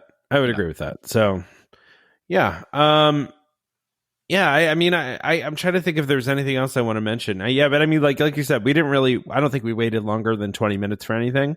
Now later in the day, like Epcot got a lot busier later in the day. Like it was kind of dead in the morning, but like later in the night, especially, I think probably partly because the food festival is going on. it got a lot busier. And, we didn't hit up Test Track, right? So Test Track was, although it was down for a good part of when we were that was the thing, is it was raining. So Test Track was closed, but we kept missing the rain. Yeah, exactly. But yeah, I mean, we had a great time. I had a great time hanging out with you. I had a great time hanging out with listeners. We had a lot of fun conversations, and got to put some faces to names that we've seen in the group a bunch of times. And yes, it was great. We had a really great time, and honestly, it's still. I don't want to say it's weird. It's funny to me that anybody wants to talk to me about stuff, right? Like that's just it's just weird that somebody's like, I hear you talking on the podcast all the time, and I want to talk to you in person, and I wanted to do that. It just feels, like some of our listeners, Gina was saying how she yells about my dated information about Disneyland because I'll say things based on stuff that I remember from years ago, and she's like, no, that's not how it is anymore. But I guess that's the thing, is that this podcast, I hope for people listening to it, and this is what some of our listeners said at the meetup, is that they felt like it's the same as if you were having a conversation with your friends, sitting down at a pub or something like that. And even though it's just the two of us, or two or three of us talking, obviously Damon had to leave again, but even though it's just us talking, we're glad that people feel included in the conversation, and that they can, or they relate to what we're saying and doing. I do. I would love to know what percentage of listeners, talk to the radio and talk to their phone or however they listen to us, or yell at us through those things as we give out wrong information. Hopefully not on the bus or the train, because that would be awkward. That'd be weird. Yeah. I feel like we need like a live talkback feature where they could just as they're listening to us, they could just yell back at us, and we could hear what they're saying. That'd be kind of funny. Yeah. Maybe. I mean, I know when we do a live show, we get that, right? When we do live shows, we get that, but but I think we should do a live show, but just with the rolling commentary, I think that would be helpful for some people. I don't know if we could do this, like a recording, and then I don't know. I don't know. We had a really good time though, meeting with listeners. It was great. Yes, all the conversations were great. It was totally worth it. It was totally something that I hope we can do it again in the future. Do something like this again. I know you and I talked about at some point maybe our families doing a trip together. So me bringing my family down, you bringing yours, and all of us meeting up and spending some time there. I think that would be awesome. Damon in on that too. Damon's, that's a hard one for him, because with his kids stuff, it's all over the place. Yeah, but it's hard enough for us to find a time to do the podcast together, let alone vacation together. So yeah. All right. So anyway, is there anything else that we want to talk about from the meetup? I know we spent the first hour of this just. I think people expected that though from us. So I mean, and I think we're going to skip over listener questions for this episode and just go right to news stuff, since we're behind on news. And then we'll get to questions again next week. Exactly. So. I don't think there's anything else. We just had a great time. I would love to have more people come next time. I mean, not that we didn't have enough people. I just, I think even more people would be even more fun. And like I said, that venue was amazing. And I think there were a couple people that went that are like, oh, I've never had paddlefish before, and now I want to eat here. Right. So. Yeah, I want to go back there. I told my wife that we should try and eat there when we go. Yeah, exactly. So. Yeah. All right. So let's go ahead and do our ad, and then we'll talk about some new stuff. Okay. DVC Rental Store, a World of DVC company, offers magical vacations at incredible value. Save 60% off retail rates at premium Disney resorts. DVC Rental Store now includes deposits as low as 25% at the time of booking and a built-in cancellation policy for every reservation. As always, DVC Rental Store pays the most to members looking to rent their points. Want to learn more? Go to dvcrentalstore.com or call 1-855-DVC-RENT. That's 382-7368. And when you talk to them, let them know that Welcome Home sent you. It's funny, at the meetup, somebody was like, are those are those ads pre-recorded? And I'm like, no, they're never pre-recorded. We always do them live. Like we talked about doing them pre-recorded, but it's way more fun, I think, to do them on the spot. And I think you pick up little things, where we mention different things about the episode sometimes in the ad, or we screw up a word here or there. So yeah, it's it's more authentic. They're not pre-recorded. We wouldn't do that. I feel like that's I don't want to say it's boring, but it's just we like doing it live better. It's more fun. Yeah, it's the easy way out, but we would rather it be something that we do. Yeah. Absolutely. I just thought it was funny that people thought that way, right? So It's funny though. We did have an episode. And I'm going to admit this, and no one. I pretty much guarantee no one even noticed this or will even find out. But there was an episode re-recorded. We got all the way through, and it cut off like the last 5 seconds for some reason, right? And it was just that line I do at the end of the podcast. So we hope to see you all real soon. So instead of re-recording it, I just went back to like a previous episode and cut it. I literally copied it from a previous episode and put it at the end of this episode. Not the one we're listening to right now, but the one where we get cut off. So, but I'm like, no one's going to notice because no one, A, nobody listens that far. And B, no, I mean, I say it the same way every time. So, I don't know. Anyway. Yeah. Actually, that's not true. Sometimes you've had the end get interrupted, or Yeah. It's not always the same, but yeah, people may not always notice. Yeah, absolutely. Yeah. Absolutely. So, okay. So I wanted to put this in here because I know you and I get jazzed up about this kind of stuff, right? Mm-hmm. So new U.S. patent that Disney files for the reset of physical and digital ride vehicle effects. Yeah. So think of it like this, right? Like, how when you're on the Millennium Falcon ride and like you break everything on it, right? Mm-hmm. Like, and basically what this is like your ride vehicle gets broken. Like, so imagine like a car on a track. Imagine like the dinosaur vehicle, right? Like, and after all the stuff you've been through, like there's a headlight popping out and like the it's actually banged up. Yeah, it's like banged up. Yeah. There's like stuff hanging off of it, right? Like, so this patent is basically so that all these digital and physical effects on a ride vehicle would automatically go back to their original position during a transition area of the ride. So the guests wouldn't see it go back, right? Like you get off the ride and your vehicle's still broken in a bunch of different ways. Like your hood's popped, your lights are broken, all this stuff. And then once new people get on it, it's fine. It's such a weird patent and random. And they filed it 2 years ago now, but I'm just like in my mind, I'm like, what do they what do they want to do with this one? This feels very specific to me. Yeah, that's well, and looking at like things like Guardians and stuff that are coming, and even like Rise of the Resistance, like you said, I can see why they want to have something like this. I'm thinking about even retrofitting, looking like you said, dinosaur or in the Indiana Jones ride. There is a potential there, and first of all, I know Indiana Jones breaks down a lot as it is, and this would just add more pain to it. Yeah, you don't want to do that. But something where, like you said, you get off of a ride and you have an experience of like, wow, like they really like messed that vehicle up. And that, but then, for the next people coming along, or, when you get back on the ride, it's like, wow, where are they getting these vehicles from that are all like perfect condition, new? Yeah. And not banged up. Yeah. I was looking, it's funny because we were joking about the Figment trackless ride that we've made up in our mind. And I feel like this would be a great thing for that, right? Because like, yes, you imagine like Figment getting you into a situation where your ride vehicle gets all screwed up, right? Like you crashed into some stuff, you lost a headlight, or there's like paint or something on the car that's your side mirror fell off, like that would be a great thing.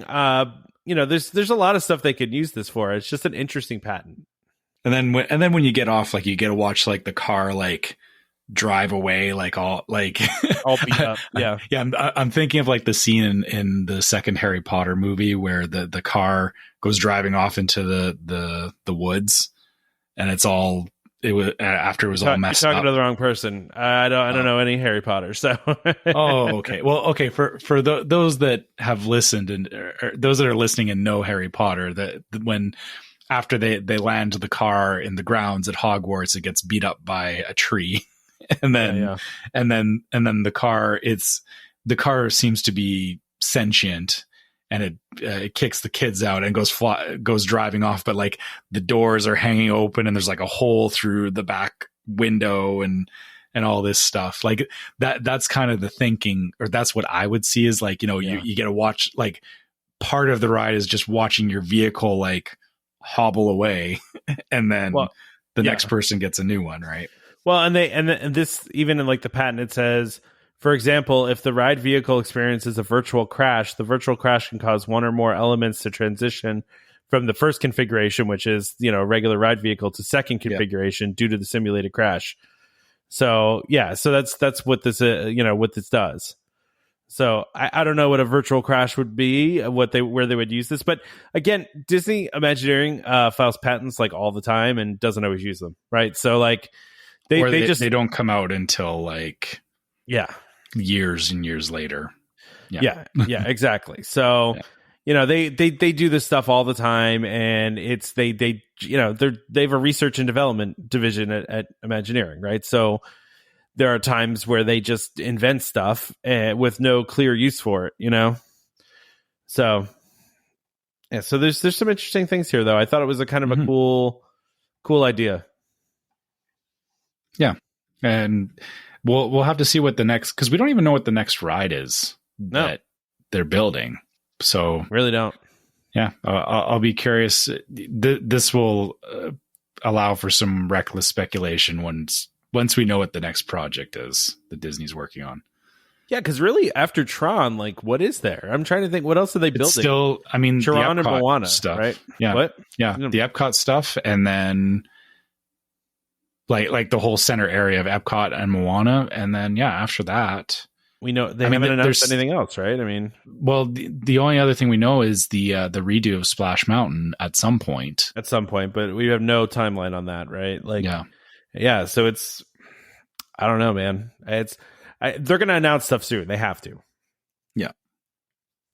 All right. Let's let's talk about Eat to the Beat concert series lineup. This is this looks far more interesting than what we saw for the lineup for the Flower and Garden Festival. What are you talking about? A lot of people would be very offended that you're talking that way about Ambrosia. Ambrosia, that. Or what was the what was it, Mercy Me or something? Oh yeah, Mercy band Me, that was playing when we. You know what though? You say that though, but like people were going nuts over at that theater when we walked by. Man, they must have a lot of fans. I just don't know them, so. Yeah, that's fair. But there's a little bit more that I recognize in this lineup for Eat to the Beat. I feel like Food and Wine gets the better acts, right? Yeah. That's fair, but this isn't even Food and Wine though, because this is running from. This is Food and Wine. Oh, yeah, this is Food and Wine. Oh, yeah. Sorry, I just noticed. Yeah, this spans from July into November. So. Exactly. So I think some notables on here. First of all, I had to laugh at the Baha Men being the first one because I'm like, everyone likes the Baha Men. Yeah, but like, did they have more than one song? Like, I mean, no. Like, what else is they going to play? That doesn't matter. No joke. I looked up their top songs, and Who Let the Dogs Out was listed twice. So, just saying. Okay. What else we got here? I'm just looking Taylor at Dane. Who's Taylor Dane? I don't even know who that is.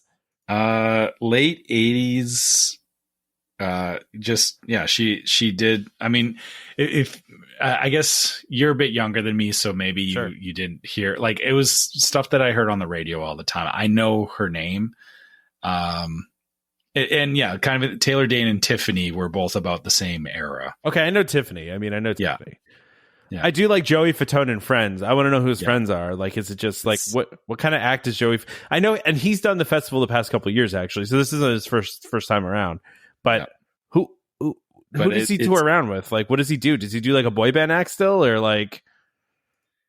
Yeah, I was going to say I think it's one of those things where he has to be clear about this is not Sorry, is it?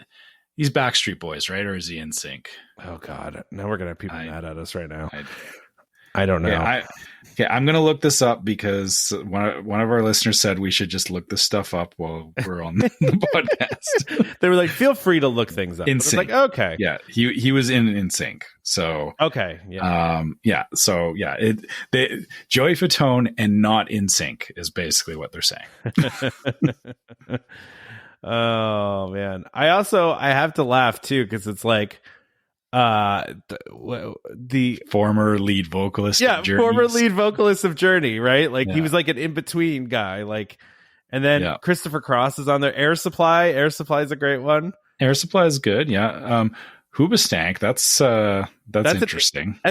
So I saw that and I was like, that's a really interesting act for Epcot, right? Like, and I said that to my wife and she goes, "Who's Hoobastank?" I'm like, you know who Hoobastank? Like everybody knows that. Again, like you've heard it. Like, well, that's what I did, right? So right after she said that, I pulled up their biggest song and played it. And she goes, like within 10 seconds of it playing, she's like, "Oh, right? Yeah, it was the reason." Yeah, she's like, "Oh, okay, I know what that is." You know, I was like, "Okay, well, yeah." It just feels like a weird act for Epcot, I guess. But I hate to say it, but it's this is a sign that we're getting older. Because is it? Hoobastank has been around for a long time, and if they're playing Epcot, that means that you know they're what do you they're mean? playing to an older audience. I don't know what that means. I hate to say that. I'm looking at when I'm there, and I don't know either of the acts for when I'm there. Although I'm going to be there 9 and 10th, and the 9th and 10th, and 38 Special is going to be there. I know 38 Special. Sheila E. and Mark Willis. Yeah, I don't know who either of those people are. I know. Hold on. I have to look up Sheila E. because I've seen her, or I've heard of her. I think she did stuff with Prince back in. Really? Okay. Yeah. Interesting. But man, like I realize I'm going to be there during 38 Special. I kind of want to go see 38 Special now. I feel like that's a good one to go to, right? But you're going to miss Hanson. Okay, so I told my wife about this, and she was devastated. I was like, Hanson's going to be there at Eat to the Beat, and she's like, "Oh, really?" And it was like in October, and I was like, "But not while we're there. Like they're going to be there for Halloween." She's like, she's so bummed. She so badly wanted to see Hanson. I'll be there when Boys to Men is there. Which, okay, just a couple years ago, Boys to Men were still playing like pretty large venues. I feel like I'm a little shocked that Boys to Men is there. That's a pretty big act for Epcot. I feel like. Just because they're playing Epcot does not mean that they're still not touring and doing other things. They just choose to do this for whatever reason. I don't know what the agreements are that are set up between Disney and these artists, but. You know, just because they're playing Epcot doesn't mean that they're done as an act. I guess. I mean, that should be clarified. It's just some of the artists that do end up playing Epcot are usually artists that have been around for a longer time. And I mean, Boys to Men has been around, since the 90s. So yeah. I mean.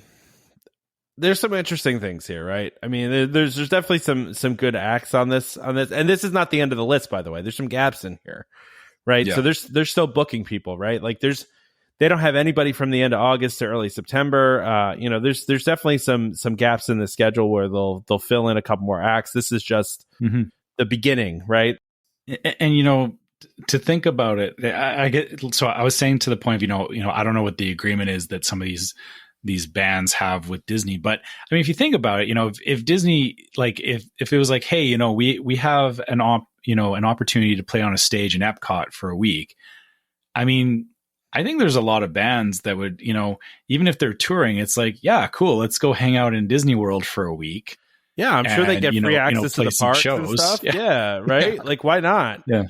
Yeah. Like I'd be in for that. I mean, I know not everybody would be, but Yeah. Some of these bands I just have never even heard of. I mean, what is the Devon Allman Project? Is that like an Allman Brothers thing? Like, I don't even know. Devon Allman Project. I have to look this up now. You see, this is what happens. We just start like, Yeah.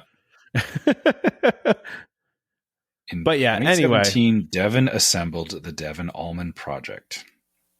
So they're not that old. Okay. But I'm just looking at like who this guy is. Yeah. Yeah. Okay. The Allman Brothers. Yeah. Yeah. Okay. Yeah. I mean, I assumed he was involved. I mean, I just, I never listened to the Allman Brothers either. So. I didn't either. So yeah, I not my thing really. But the one that makes me laugh the most is Journey, former lead vocalist. Like, what is he going to sing? Like, does he have his own songs? Does he sing Journey songs? Like, I'd be cool if I don't know how Journey he can songs. be playing. Yeah, how can he be playing Journey songs if he's no longer in Journey affiliated that's with what I'm Journey? saying. Yeah. That's what I'm saying. Like, if he's not affiliated, like, what is he singing? Like, he's only there for 2 days, so yeah. But I always wonder too about like these like one hit wonders, right? Like, like they play other songs, but it's like everyone's just waiting for that one song that you play, right? Like, just like play that one song, Baja Men. Play Who Let the Dogs Out. We don't care about your other catalog, the other things in your catalog. I don't know. I feel like even for one hit wonders, they still have albums and there's still fans that will go beyond that. So they'll still have. It'll probably be more that people will get hyped up for that one song and then people may leave or whatever, but you'll still have a group of people there, or some people just sit through it. And I guess part of it too is you think, well, I know one song by the Baja Man, maybe I'll hang around to see if what else do they got, right? Yeah. I'd go see Air Supply. Air Supply would be cool. I'm going to tell my wife about Boys to Men, and I feel like Boys to Men wasn't like, she was more of a Backstreet Boys fan. So Boys to Men, like she was never like big into R&B. What about like New Kids on the Block? Yeah. If it was New Kids on the Block, that would be a different story. I think Boys to Men and New Kids on the Block have actually toured together fairly recently, and don't ask me why I know that. Because I don't know why I know that, but I'm pretty sure they did. But yeah, I mean, I just feel like Boyz II Men's a big act, man. That's a big act. For the same reason that I'm aware of it, because my wife and her friends talk about it and they get excited and they're like, we should go to a concert. And then they never do because they realize that going to concerts is not something they want to do anymore. But Boyz II Men has 3.4 million followers on Facebook. I mean, like they're still pretty big, man. Mm-hmm. Anyway, yeah, I've got respect for that. Like it's like that one. There's going to be a long line to get into those concerts for sure. Like that's going to be a tough. I can still walk by while I'm eating a snow cone and listen to it. You absolutely can. You can eat your Japanese snow cone and walk by. It was delicious. I'm sure it was. I'm sure it was. I missed it. I knew about that snow cone, and I'm so glad that I got one because it was so hot. But yeah, it wasn't a flower and garden thing. It was just I had to get a snow cone because I was dying from the heat. It was hot even for Florida, man. It was like it was brutal. I mean, even once I got to my parents, they were like, "Oh, you came during like a really bad time." Like, so I was like, "Yeah, I did. I know. I was out there in it." But I also was talking about this in the Discord. We were only there for 2 days, and every time we go, I get the Disney ration. And I thought, maybe this time I won't get it. We were only there for 2 days, and sure enough, I'm itching like crazy. I think people have a different conception of what this is, right? This is not like a chafing thing, right? Like it's not that.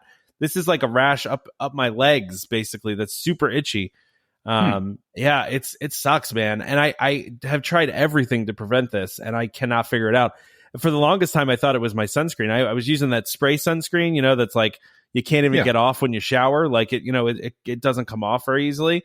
So I thought, maybe that's like clogging up my pores. And then I changed to just like a lotion, and still having a problem. And man, it like lasts for weeks at a time. And I even went to the doctor one time, and she's like, I don't know what that is. So yeah, it stinks, but it happens every time I go to Disney. Every single time, there's without fail. Yeah. So if anybody has, funny because go ahead. I was worried that I was going to get burnt or something when I was down there because I haven't had any exposure to the sun, but I was fine for some reason. Like I came back and I was just like, not didn't have COVID, didn't have sunburn or anything. Lucky you on the no COVID. I guess you took the brunt of it for for both of us on that one, Tom. We so checked thank with, you. We checked with people too that we were with, and nobody else got it except for me. And I mean, which is, stinks for me, but I'm glad nobody else got it. I mean, hopefully nobody at the meetup got sick, or I don't know. Hopefully nobody at the meetup got sick. I couldn't contact everybody, right? Like I didn't have everybody's contact, so and I'll be honest. When I went down there, I know I was worried about getting a COVID test before I went, but I was fully prepared to get for COVID. I was like, okay, there's a lot of people here. There's a good chance it's going to happen.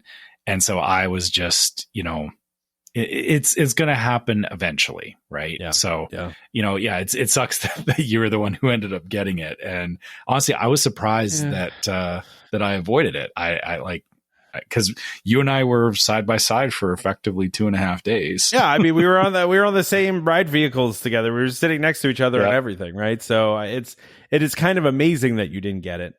But I'm happy you didn't. Trust me, I'm happy that I didn't spread it to anybody around me or anybody else got it the same time that I did. So, maybe I'm just a carrier. I don't know. Maybe, but I'll tell you this: it has not been a fun week. I will tell you that. So yeah, I know. I know it's been a rough week, but I mean, listen, it was worth it. But like, it was, being separated from my family all week too, and isolated and also just being sick, it's just been not super fun. Luckily for me, it was pretty mild. I did get very sick on one of the days, like the second day. I was very sick. I, almost ended up in the hospital kind of sick. I mean, like it was very sick. So, but after that though, I was fine. So it was just that one day was really bad. So, and now I feel fine. So, but anyway, enough about COVID. Back to news. So since we didn't get to do it at the meetup, Guardians of the Galaxy, even though we tried, we tried to suit we tried the secret word and they just looked at us and they had the hedges of doom blocking our way. We couldn't even go take a picture with the spaceship. Like we just wanted to go take a picture up close to the I forget what is it called? The Nova Corps. Yeah, it's whatever the Nova Corps ship is called. Yeah, we wanted to go take a picture, which we were talking about this before. We talked about this in the podcast before, like how there's a huge difference between seeing pictures of things and then seeing them in person. And seeing that thing in person, that thing is massive. I couldn't believe how large that it was. And the thing was, like, you saw it from the ground. I got to roll up next to it on the monorail because I did the one time too. I did the one time when I went over by monorail. Yeah. Oh the second day, but the first day we were there, I was surprised, like when we came around the corner and it was like, wow, that thing is big. It was surprising. But anyway, back can we also talk about really quickly? We were all the way on the other side of the park and we were laughing because Disney did such a good job painting the Cosmic Rewind building the color of the sky that there was a time where we were looking directly at it and we couldn't really see it. It was like blending in so well. It was creeping us out. Yeah, it hit just that right tone to match the sky that it was weirdly blended in. And I know they do that on purpose, but it just was we were laughing about it. Yeah. Yeah, that's right. Anyway. So Guardians opening May 27th. There's so Disney Parks posted that it's going to be a virtual queue. So kind of same thing that happened with Rise of the Resistance. You're going to have to Well, Ratatouille, but less. I feel this is going to be closer to the experience of Rise of the Resistance than Ratatouille because it's going to be in demand. It's going to be, if you want to get in the virtual queue, you got to sign up probably fairly early in the morning. Yep. But then there also will be a lightning lane option for this as well. So, if you don't want to pay, you try and get into the virtual queue, which comes with the challenges of depending on how quickly you get in there, you may get to ride in the morning, or you may get a virtual queue at 5:00 in the afternoon. So and it's worth noting, right? So there's going to be 2 slots here. There's going to be 7 a.m. that guests can do whether they're in the park or not. So you could be at your hotel or you can be on your way to the park and do it. And then there's going to be a 1 p.m. as well to join the queue. And now for the 1 p.m. though, you have to be inside EPCOT to do the 1 p.m. So 7 a.m. That's better. Yeah. 7 a.m. you don't have to be in the park. 1 p.m. you do. There you go. So 7 a.m. you're fighting with all the other people staying on property to try and get a slot. Yeah. If you wait until 1 p.m., you're only having to contend with other people that are in EPCOT at the time, which is worse. I don't know.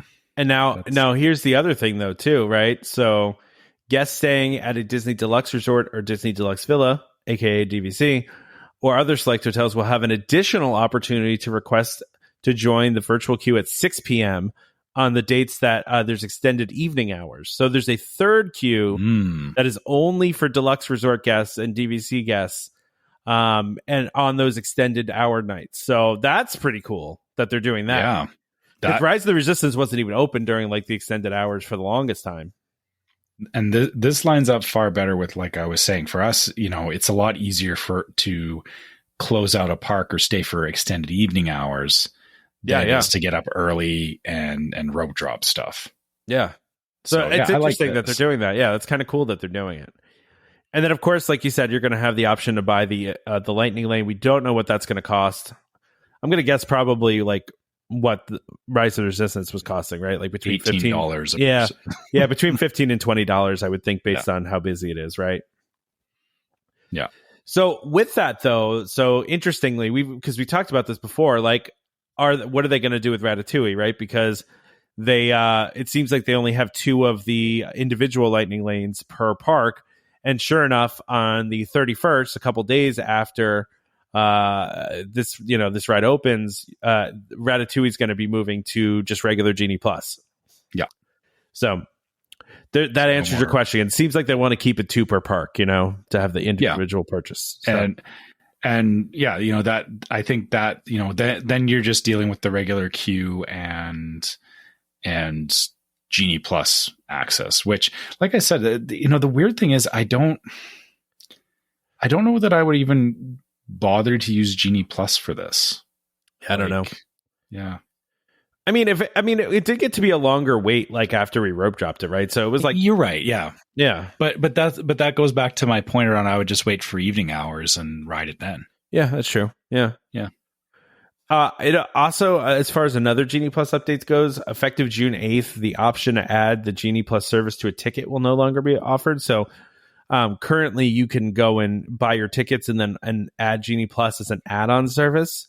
Now they're only going to allow it day of, and now it's also going to be subject to availability, which means that it can technically sell out now, which was not the case before, that it could sell out. Now it can sell out, which is interesting, because I do wonder if Disney's going to restrict it more, if they're going to make it so that it can sell out, and to keep the lines in a good place, in a good balance, Yeah, it does pose an interesting thought exercise, right? Because you can't, they definitely want to sell a lot of Genie Plus, but they also don't want it to hit a point where if they're selling too much of it, then everyone complains, well, I bought this thing, but I still can't get on the rides, which is the promise of it. So yeah, they definitely want to restrict it. But then I wonder if this is also a matter of, as more and more things are opening up and things are continuing to return back to pre-COVID, I'm wondering if park capacities are hitting a point where, they realized they had to put some limits on this, and people pre-purchasing them. That kind of goes back to the previous fast pass behavior, where it's like, well, if you really want to do this, you got to book your Genie Plus 30 days out or whatever, and so that you can ride the rides that you want on that day. Yeah, but it wasn't letting you book the actual rides that far out. It was just letting you buy it ahead of time, right? So, but it still poses the same thing, is that that all, I can see where that would start to create that gray market again, because there was people selling fast passes, right? Oh yeah. When they were paper, and I could see people. Because even with the Magic Bands, they were doing people, swapping out Magic Bands and stuff like that. They're doing all kinds of weirdness. I could see it being the same thing where people sell a a pre-bought ticket that has Genie Plus on it, saying, oh, you've got guaranteed Genie Plus this day if you buy this ticket from me, in the gray market. I mean, it's the same kind of thing that they're doing with the park reservation system, right? Where they can fill the parks more if they want to, right? The demand is there, but they don't want to because they know the experience is better. They know people are more likely to come back. They know people are happier when the parks aren't as busy, right? Same kind of thing, because if, like you said, if you have a two-pronged problem with Genie Plus, then it's the same problem with FastPass, right? You have too many people using it, then the people that are in standby are getting mad because too many FastPass people are going through. But the same problem of if you're, there's too many people using Genie Plus, then you can't get the rides you want, like you said. So it's kind of a two-pronged problem. So if you make it so that you have to purchase day of, and it can sell out if there's too many people using it, then you're controlling it a lot more. Yeah, it's not just a free for all. And like you said, it gets to a point where if there's a really busy day, they can just if it gets so far in, they can just say, never mind, we're just going to standby because you don't want to deal with. It'll be better for everybody because even though standby it'll be busy, you're not eternally fighting against lightning, or you would still be dealing with lightning lane, but then that's all you're dealing with, and that's only on a subset of rides versus Genie Plus, which applies to a larger selection of rides. And I mean, they could also just choose to shut it down completely, right? Like maybe on like Christmas Day they just shut it down. They just say nobody can have Genie Plus, just to make it easier. Because I mean, I'm being serious. Like I can see it happening. I know, but it's Christmas Day. None for you. None for you. Your Christmas present this year is no Genie Plus. Deal with it. You get coal for Christmas. There you go. Right. Yeah. No. I mean, you know what I'm saying though? Like on the super busy days, like New Year's Day or whatever. You know what I mean? Like New Year's Eve, New Year's Day. Right in the middle of summer. Christmas, Easter. Yeah, I get. They definitely need to be able to pull the reins back on that. Yeah, exactly. I'm not saying they're going to. They just want to reserve the right to do so, right? Yeah. Some of this could also just be then, just legalese, like them wanting to cover themselves in case they do need to pull it back for some reason, right? So it may mean nothing. They may never use that. So it's hard to know. I think that's all I got on Genie Plus. I do want to. We got a couple more things, and we need to wrap this up here soon. We're getting towards 2 hours, and I know some people like the long episode, and some people don't. So I don't care though. We're going to do as long of a show as we want to do. We it was our meetup. We wanted to talk about it. So here it is. We can talk about this quick. This is more of a news item. Harmony Barber Shop reopening its doors this summer, July 31st. I know a lot of people have been waiting for this, and I think it's great. I really wanted to get my daughter's first haircut there, but it didn't work out that way. Obviously because everything closed and we didn't get together there for it. So, now people are going to be able to do this again. It's a big deal there to do first haircut for kids. So that's coming back July 31st. And the same announcement, they also mentioned that Bibbidi Bobbidi Boutique will also come back later this year. They don't give a date. They just say later this year, which makes me hope that it's open by the time I go in October, because it is something we want to do for my daughter. Yes. Yes, I'm hopeful. Want to do it. I do. Well, Grandma wants to do it, which means my mother wants to pay for it. So I'm down with that. If she wants to pay for it, that sounds good to me. Years ago they had I know like they had the Pirates thing at Pirates of the Caribbean, but they also offered a nights package at Bibbidi Bobbidi Boutique, and we did that with my son when he was like 5 or 6, and he loved it. And part of it was he got a foam sword and shield at the end of it, which of course he was running around swinging at everything for like an hour afterwards. But, of course. But it was that same kind of thing. Like they did up his hair like Prince Charming kind of thing, like the perfectly done hair, and of course they did the glitter and all that, which I know how much we hate glitter. But Trevor and I had a good 10-15 minute conversation about how much we hate glitter. So neither of us like glitter. Yeah. But I for your daughter, it's like I watched my son do it. He was at an age where he got that magic from it, and I saw all these other girls in there getting done up, and the cast members, everything about it is, it's something I hope you get to experience with your daughter. Because it's worth it, even though, like you said, you're doing it more for grandma and everything. I think you'll be standing there and you'll just be like, this needed to happen. Oh no, I'm excited about it to do it. It's definitely I know it's something my mom has been wanting to do with her for a while, but we also want to do it too. But my even wife if it's not this trip, hopefully you get to do it sooner than later. Well, my wife and I have been going back and forth about this. Like, maybe we should wait to the next trip when she's a little bit older. I mean, I think she would appreciate it now, but I don't know if she'll. This is the age where they will, as they get a little bit older, they definitely still appreciate it. But I feel like, the age that your daughter's at right now, she'll just be all in on the magic. Oh yeah, and for sure. I think for you, that'll be like, I think it's a great time to do it. I'm very excited for it, for sure. Yeah. So. I'm glad that this stuff is reopening. I mean, there's only really a few things at this point. The other thing, I was hoping was going to be reopened, and we haven't heard anything about, is Enchanted Tales with Belle, which is She Will Die For. If that's going to, I mean, I don't know why that one's not reopened yet, but it should be. I don't think it's reopened anyway. Maybe it did. I don't know, but I think it's closed. I don't remember hearing anything about it. I don't either. I feel like because it's kind of it's like it's a show, right? So yeah, kind of, yeah. Yeah, so I feel like, the same thing as like all the other shows that have been gradually opening. I think they have to get people trained up for it again and all that kind of stuff, right? Yeah, and it's a lot. It's a small amount of people in a small space, and there's a face character there, and all that stuff. Yeah. All right. Do we want to get to this last thing here, which is more food? Quickly talk about some food here. More good food. I'm looking at this and wow, it looks really good.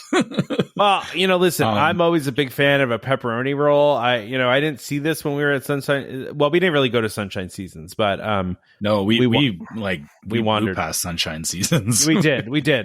But I would have eaten this if I were there and saw it and wanted it. That sounds good to me. And they got salt. What's that? Cheese and pepperoni pizza rolls, so you can get straight cheese or pepperoni. Just the picture, cheese. Yeah, I see. I would go pepperoni, but the picture just looks so greasy. Like, it just looks like it would be dripping grease out of it. Which, listen, it's not a negative here. I'm saying it's a positive. I like my pizza dripping grease. I mean, that's how you do it in Jersey. I mean, it's in New York too. It's greasy stuff, and that's why I like this too. But they have salt and straw in here too. Yeah, we know what's up there. Oh, by the way, do you see this? Plus, sampling is highly encouraged. It says it right in the article. Okay, which okay, fair. The family in front of us, they were getting their money's worth. I think the problem is that we had been waiting for a bit, and we were worried about getting over to the meetup in time. Yeah. So, and I think even because we both walked up to the counter and you were like, I want cookies and cream, and I was like, I want mint chocolate chip, and they were like, that's it? And we're like, guys, easy. Are you sure you don't? The girl was even like, are you sure you don't want to try it first? And I'm like, no, just give it to me. Give it to me now. I want to just give me my ice cream. Let's go. Yeah, exactly. So, and it should be said too, we both badly wanted a waffle cone, but we were also about to go to like a really elaborate lunch, and we were like, well, we're already having ice cream. Let's not lunch. Load up on But ice cream before lunch is usually not an option, but and I think I said this at the time too, is when you're on vacation, the rules don't apply. That's agreed. Yeah. Now I'm looking at Marketplace Snacks here in Disney Springs. These bubble waffles, Sundays. Yeah. Oh my gosh, I need all of this. Do you notice that the bubble waffles are actually Mickey ear? Oh, I didn't notice that the bubbles are in the shape of Mickey. Wow, look at that. I did not notice that.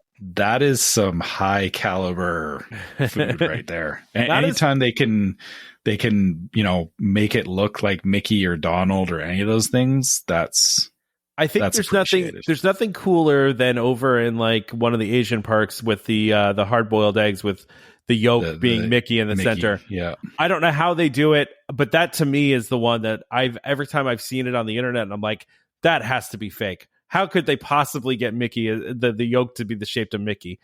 It's absurd to me. But yeah, I heard there's some science behind it. Oh, there has to be, right? Yeah, centrifugal force and stuff with an egg, or I don't know. Just the fact that exists is just. But listen, these bubble waffles look amazing. I want all of them. I like the fact that they're all named after like the Fab Five. Like there's a mini waffle sundae, a Donald waffle sundae, Goofy's peanut waffle sundae. Like I was just about to say, why is Donald's vanilla soft serve lemon curd and blueberries? I was like, that's weird. But then I was like, oh wait, it's kind of colors. I was going to say it's his colors. Yeah, it's the colors of his outfit. Yeah. Yeah. And I mean, see, I think I go. Oh man. I think I might go with Pluto's here. Chocolate soft serve, chocolate covered pretzels, peanut butter sauce, milk chocolate crisp pearls. That sounds like the winner to me. See, I would do the Goofy peanut. That one's second. That's close second. Yeah. The chocolate soft serve, hot Goofy. Fudge, peanuts. Well, it's got a Goofy hat too.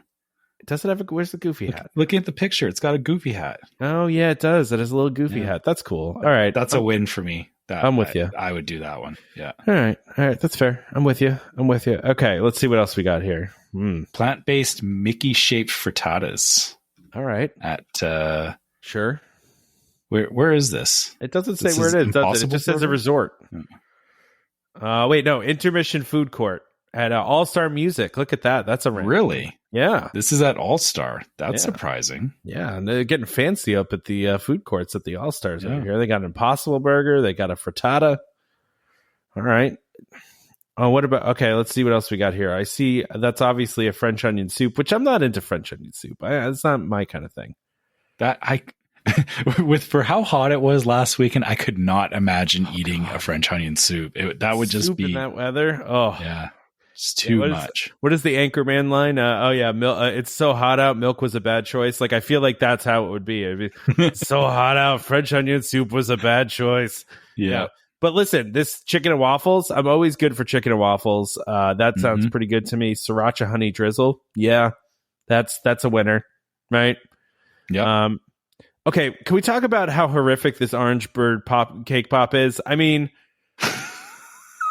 like, usually they're really good at this stuff, but it looks really. It looks like I made dead eye stare. Yeah, it looks like It looks like that show on Netflix. What is it called? Nailed It. You ever watch Nailed It? Oh yeah, yeah. That's what this looks like. It looks like somebody from Nailed It made the orange bird cake pop. But I'm sure it tastes good. It looks genuinely surprised that it has a stick coming out of its head. Yeah, it's like, ooh. Yeah, that's pretty funny. The Cheshire Cat mousse, though, that's okay. Yeah, this is over Gasparilla Island Grill, by the way. Yes, yeah. Where is Gasparilla? Gasparilla Island Grill. I don't know where that is. Somebody's yelling at their radio right now. Come on, guys, tell us. Yeah. Shout louder. Yell louder so we can hear you.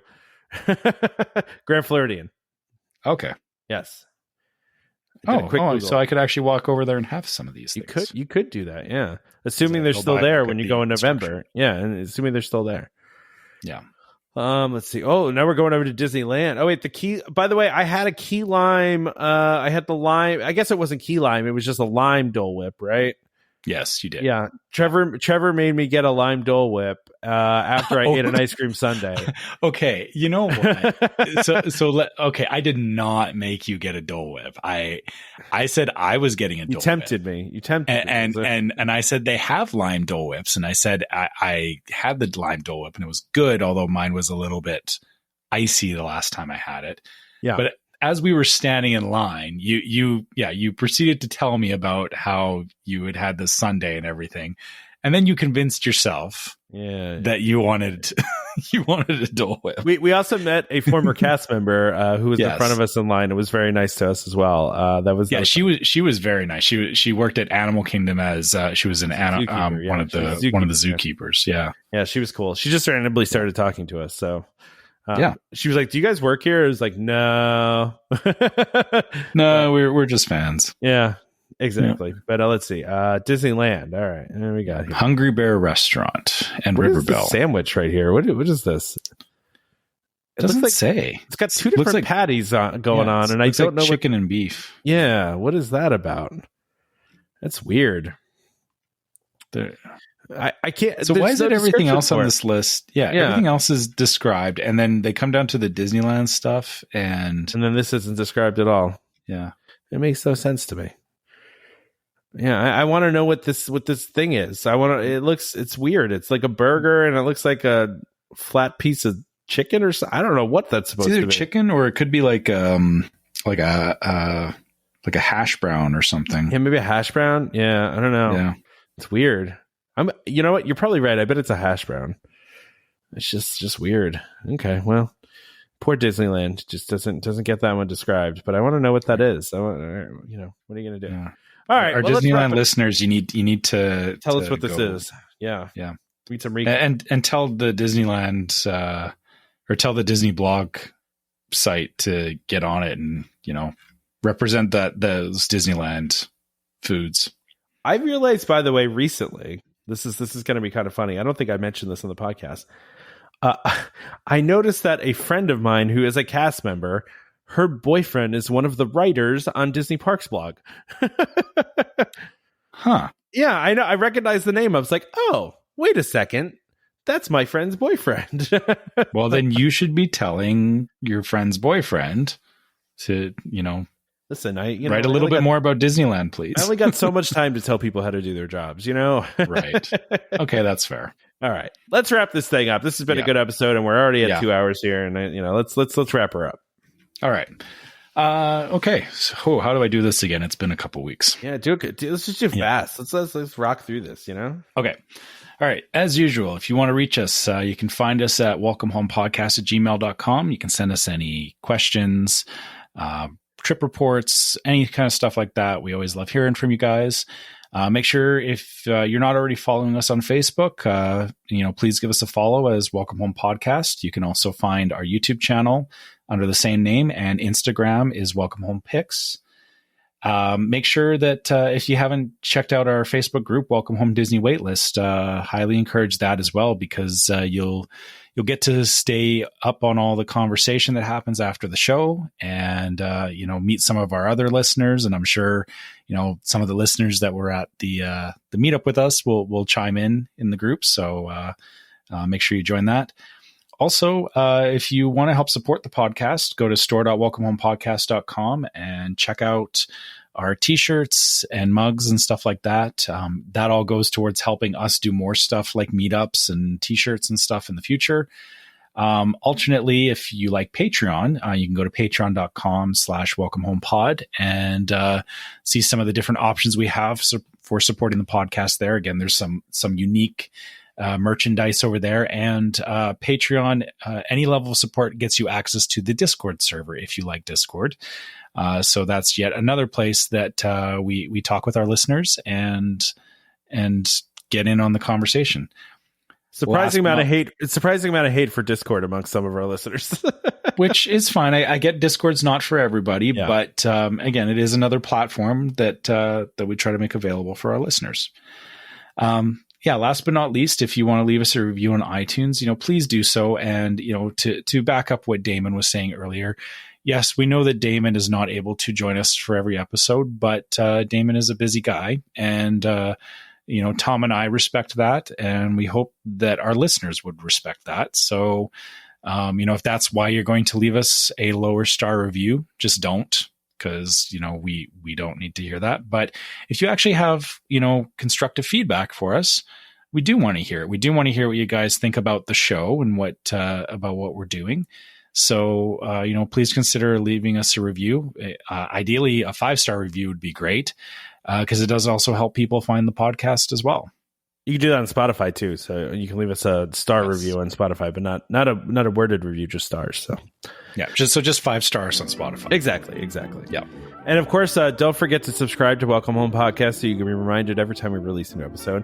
You can find our podcast on Apple Podcasts, Google Podcasts, Amazon Music, TuneIn, Stitcher, Spotify, just about any podcast app out there. You can find us, just search for Welcome Home, look for the Disney one, the DVC one. Just a reminder to our listeners, Welcome Home Podcast is for entertainment only. We are not employed by the Walt Disney Company, and as such, all opinions we express on the show are our own. So please consult a DVC representative or Disney cast member for more information about anything we talked about today. That's another thing, Trevor. My friend, who is a DVC cast member, who was my guide, just got a promotion in DVC, and now she's not my guide anymore. Now I got to get a new guide. I know. Okay, well, we need a new guide. Yeah, I mean, go and get a promotion, like, well deserved for her. Congrats to her. But well, she needs to hook you up with a new guide, though. I know she does. Now she owes me that, right? So yeah. So anyway, consult the DVC representative, Disney cast member for more information about anything we talked about today. Big thank you to our sponsors, as always, World of DVC, as well as a DVC rental store. Thank you for sponsoring this episode and being our continued sponsors. We appreciate you guys. And join us next time for more Disney Parks discussion. Of course, more DVC talk. We hope to see you all real soon. This is not an episode where Tom cut out the end. That's great. This